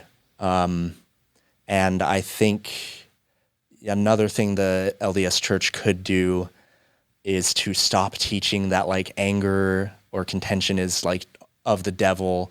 I'm not saying we want a society where everyone is just running around being angry at each other all the time. Heavens no. But we have all these different emotions as kind of like a different tool in our tool bag of emotions, so to speak. And each one has a purpose and a use. And to me, anger and rage and aggression are there to protect us, to help us survive, to help us literally defend ourselves from predators. I'm sure it's probably an evolutionary thing, honestly, our caveman ancestors having to defend themselves from saber-toothed tigers and packs of wild wolves and cave bears, and needing that kind of aggressive adrenaline spike to be able to, like, literally physically fight them. And nowadays we have sexual predators and child molesters and pedophiles and there's physical threats too, but I mean the more common thing I think in today's day and age is more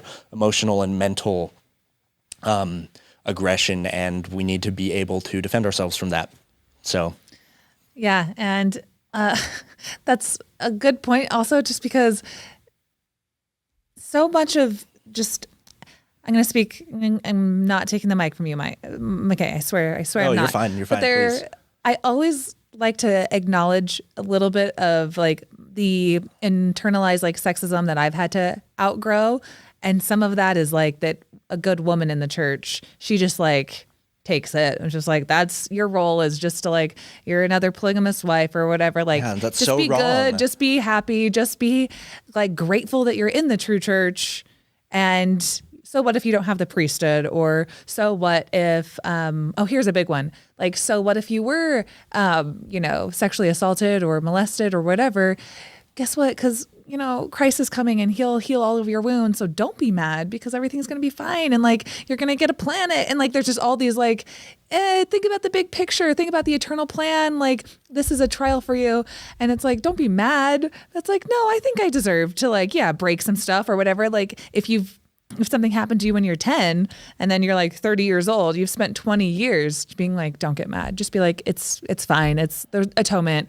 Like everything's good. Christ will give me a new body one day. I'll forget all of this. You know what I mean? Just like that religion, that complacency that it fosters of like, it's okay. Like, because it's all part of God's plan. It's like, okay, but if it's part of God's plan, either I need to be mad at him, or I need to be mad at the person who did it to me. But instead you're kind of mad at yourself and you just put it on yourself that like, okay, I can't be mad at God. I can't be mad at that person. I'm supposed to forgive them. So I guess I'm the screw up. What did I do? What do I need to do better? Just like your mission journals, Yeah. Like no. Like, don't do that. Like that's, whether you stay religious or don't stay religious, like that's an unfair, really toxic environment to keep your mind, to keep that space and hold that space for so long. So I held that space for way too long as well. So yeah, and like, thank heavens we're breaking out of that now, right?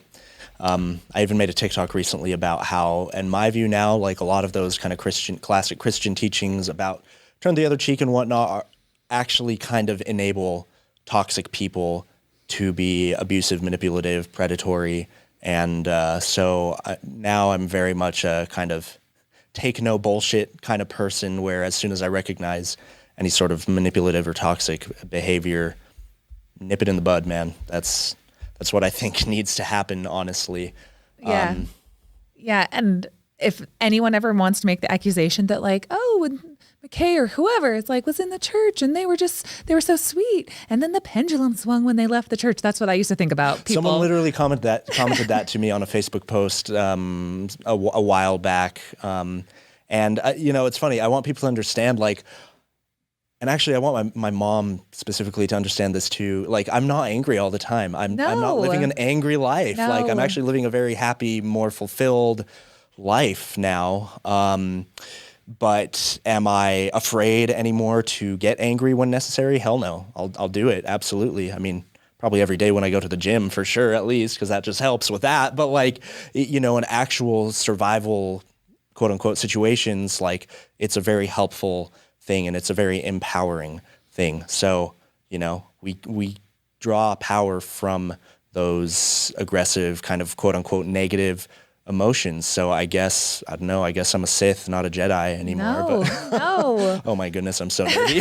No, it's just like you were saying that like, if somebody were to say like, you're angry now, it's like, I just don't turn the other cheek as much as I did when I was a Christian, but I don't roll over and die. I don't roll over and die. Yeah. Because you stand up for yourself. You have boundaries now, like heaven forbid. Yeah. So Heaven forbid we set boundaries, right? Oh my God, that's such a crazy concept. And before you put up a boundary of saying that you were going to talk about something and we were going to come back to it. And now I'm going to say, hey, I just want to wrap up any other things about your mission that you want to talk about and ask you what you meant by the secret combinations. Yes. Okay. So my mission, by about halfway through my mission, so we're probably a couple months in, or just a month into my second mission president's tenure, we had kind of heard rumors about this secret combination, quote unquote, of missionaries in my mission that called themselves the faixas, which is a Brazilian word. I can't even remember what it means. It's just like a slang term, though, in this context, basically. And they would, what we discovered after several months of kind of investigating it was that they would lie about their key indicators, like their numbers. So, baptized, confirmed. Well, they wouldn't lie about that one because that one requires paperwork, but they would lie about like investigators at sacrament meeting, how many lessons had been taught during the week, contacts, et cetera, so that they could go around rule breaking all the time and kind of avoid suspicion. And the reason our mission president started referring to it as kind of a secret combination is because they literally had hand signs and secret handshakes, and even a specific knot they would tie in their ties in order to be able to recognize each other. So it was like, we talk about Mormonism as kind of being a cult, and missions even more so. And here's like a cult within a cult within a cult. And it was. They're kind of cool though, because they're like the rule breakers. No, yeah, they are kind of cool. Well, and some of the rule breaking that they did was very innocuous stuff, like playing video games. Like normal, like these are just immature 18, 19, 20-something-year-old boys. There weren't too many sisters who were Phaishes. There were a few, but it was mostly elders who just, wanted to still have their younger years. And lots of missionaries go out because of familial and social and cultural pressures, and not necessarily just because they want to be there. I mean, especially when you've been raised in the church and brainwashed that it's what you have to do. Like, of course you don't fully want to be there, right? But I digress. So a lot of it was just, innocuous, like playing video games or staying out too late or whatever. Some of the shit they did, though, was actually, like, really bad. Like, there were a few of them who, like, tied up their companions, kidnapped them, and, like, shut them in a room for a while they went off and did other things because they knew their companions wouldn't want to be breaking rules with them. Yeah. Yeah, it happened, as far as I know, at least a couple of times with separate mission companionships in my mission. This is like the reverse Book of Mormon with this is like Laman and Lemuel tying up Nephi to like the... I'm not getting my Book of Mormon. You guys are looking at me like I'm crazy. Didn't Laman and Lemuel tie Nephi up? Yeah, because he was basically that kind of vibe. Yeah, because the sinners want to go and do the stuff, and the righteous guy has to get tied up to get away with it. Yep, it's like role playing the freaking Book of Mormon. Yeah, no, exactly. So like as much as I don't believe anymore, like is it wrong to don't put someone in bondage and just go home, guys? Come on, yeah, I just know, be big boys. No, exactly. Like home. and some of those guys, they bought like a house out in the middle of nowhere to go and like fool around with girls, and like that raises all sorts of questions in my mind as well as to like how many of their interactions with girls or whatever were actually consensual, or like because if they're tying up their mission companions who are guys, like what other kind of shit are they getting up to? But that is, I don't want to like make a joke or anything, but I just have this image in my head of like somebody tying up their mission companion and then going and like very politely asking for consent. Like that doesn't translate. I don't see that type of person as like really being into consent. Like that's not like the vibe I get from that type of person, but I don't know. Yeah, you're probably right. So yeah, I'm sure there was all sorts of unethical stuff that they were doing, whether you're Mormon or not, like that we would all be able to agree, like that's wrong. And then there's, stuff that some of them were doing where I wouldn't say it's necessarily inherently wrong in my kind of secular worldview, but against Mormon, like major commandments for sure. So there was an elder and a sister who were in leadership positions who had sex, for example, and they were part of the group of the secret cult combination, and I think they both got excommunicated. No way. Which is another kind of ironic thing to me, where I don't know if my trainer who sexually abused me was exed or not, and then these two who had a consensual sexual relationship, as far as I know, both got exed. Like, yeah, pretty crazy, right? That is crazy. So was more of this stuff happening under the first like stricter mission president or the second one? Because I was going to ask if it was under the second one, him saying dude was just like, everyone's like, oh, it's a free for all. We're going to do everyone. Well, now. So here's the funny thing. As far as we know, it was happening under the first and the second, at least for the beginning of the second mission president's tenure. But our second mission president was like double-edged sword. He was very like empathetic and warm with people and like very much like buddy-buddy. But he was also much more hardcore, I'd say, with like the serious stuff. So as soon as he caught wind of all this kind of stuff happening in our mission, like he called a meeting with like half the mission and then did the same meeting again with the southern half of the mission later, where he basically just roasted everyone for a solid couple hours, basically saying like, you all are breaking the command. He basically had everyone like read the white handbook, the missionary white Bible, right? I was just reading all the rules, and he's like, I know specifically how many of you are breaking this rule and this rule and this rule. And at the very end of this meeting, where he's just been roasting everyone left and right, roasting the whole mission, he's like, I don't care if I have to send 80% of you home to clean out this mission, but if that's what it takes, I will. And then he said, I will be in my office every day from this time to this time during the entire next week.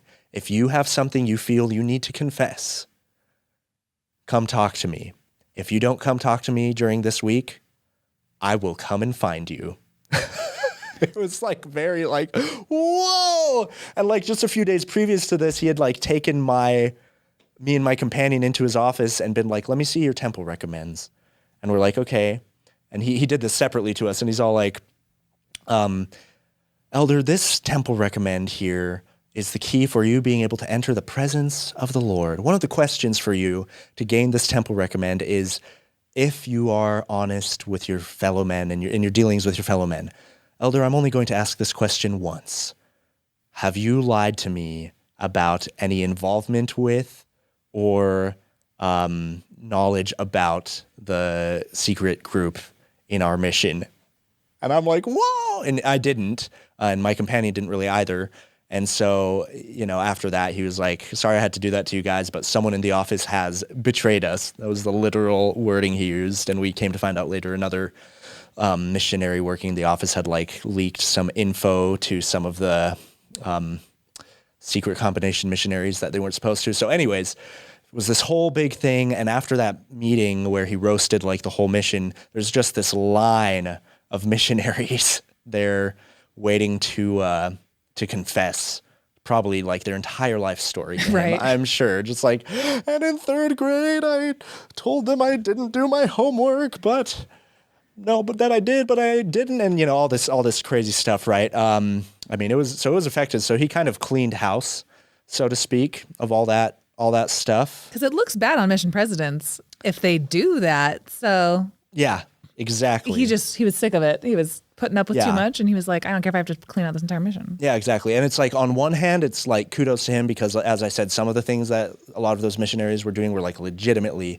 horrible things. But on the other hand, a lot of it was just, stuff that I'm like, that's, whatever. Like they're playing unrealistic video expectations to begin with. And exactly. Like, so kind of mixed bag of emotions for me in regards to that. But at the time, I thought we were badass, and I thought our mission president was badass. And it was around this time that me and my companion actually got the nickname of the obedience police. Again, the contrast, my brain can't handle it. Like I know this man who sits before me was nicknamed the obedience police. It's hard to believe, I know, but it happened. So yeah, anyways, that was kind of, how the rest of my mission went. I was AP for about 8 months. And then when I had about 6 months left on my mission, I was thankfully released and got to go be a zone leader again, which was a lot more fun in my opinion. Like, didn't have to spend any time in an office and just got to go around kind of adventuring, so to speak. I mean, obviously working hard as a missionary, but come on, I'm in Brazil. We're getting to walk around these beautiful like green forests and stuff and almost getting eaten alive by giant banana spiders and, cool things, right? Mm-hmm. So, and I came home in July of 2016, and I had a 3-quarter tuition scholarship waiting for me at BYU for music. And so, I spent just about a month home and then went to BYU. And that's kind of the next chapter in this story, I guess. I don't think there's anything I've left out from my mission that would be pertinent. So that's where we're at now. And my mission, as far as, how it affected my faith in the church, I think in a lot of ways it caused me to double down for a time. But simultaneously, were items accumulating on my shelf? For sure. Not least of which would have been the sexual abuse, all the, guilt and shame from pornography and masturbation and whatnot during the mission. And, just I feel like for a lot of kids who do serve missions for the church, like their faith is kind of tried during that time, because you'll have people telling you like, why the hell are you out here doing this? You are wasting your time. So did you have any kind of success, like baptizing? Were people receptive of your? Yeah. I baptized a decent amount of people. I mean, it's Brazil, so it's not like one of those countries where if you're lucky to get a single baptism. Like baptisms in Brazil are pretty common, a bit less so in southern Brazil, which is where I was, but still like more common than like your European missions, for example. I had we had a few couples that we helped to get married, then baptized, which is like a huge success. And one family that at the very end of my mission, I got to go back a year after I had taught and baptized them to see them get sealed in the temple, which is like the complete mission package. Like if you get to see that happen as a missionary, it's like, you've succeeded. They're divorced now. Turns out he was abusive. So, dang it. Yeah. And I found out from her fairly recently that like the church kind of covered up his abuse, seems to be a recurring pattern, right? And like the ward there like apparently took his side with a lot of stuff, and So it wasn't the complete package. Wasn't quite. There's no fairy tale when you baptize somebody and now they're just like off to go live happily ever after, right? So, Okay, I think this is a good spot to kind of just wrap up part 1, talking about your youth and this section just about missions and abuse within the church. And why don't we just go ahead and wrap up part 1, and then we are going to have to come back another day to do part 2. So listener, viewer, please send all of your love and compliments and comments in the YouTube comment section below, and give your love to McKay for being so vulnerable and honest and open about the things that he's experienced, because I'm sure it wasn't easy, and it isn't easy for anyone to share their story like this. So I just want to thank McKay for being here, and we will come back with a part 2.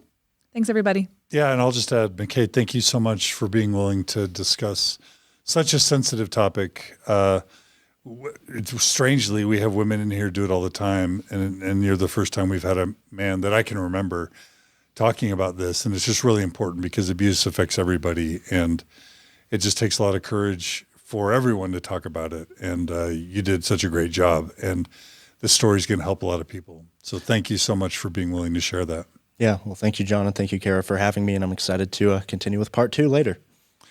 Yeah, and Carah, you're freaking rad. So thank you so much for leading this interview. It's so great to watch you do such great work. Thanks. Just in a rad group of other cool, rad people. Thank you. All right.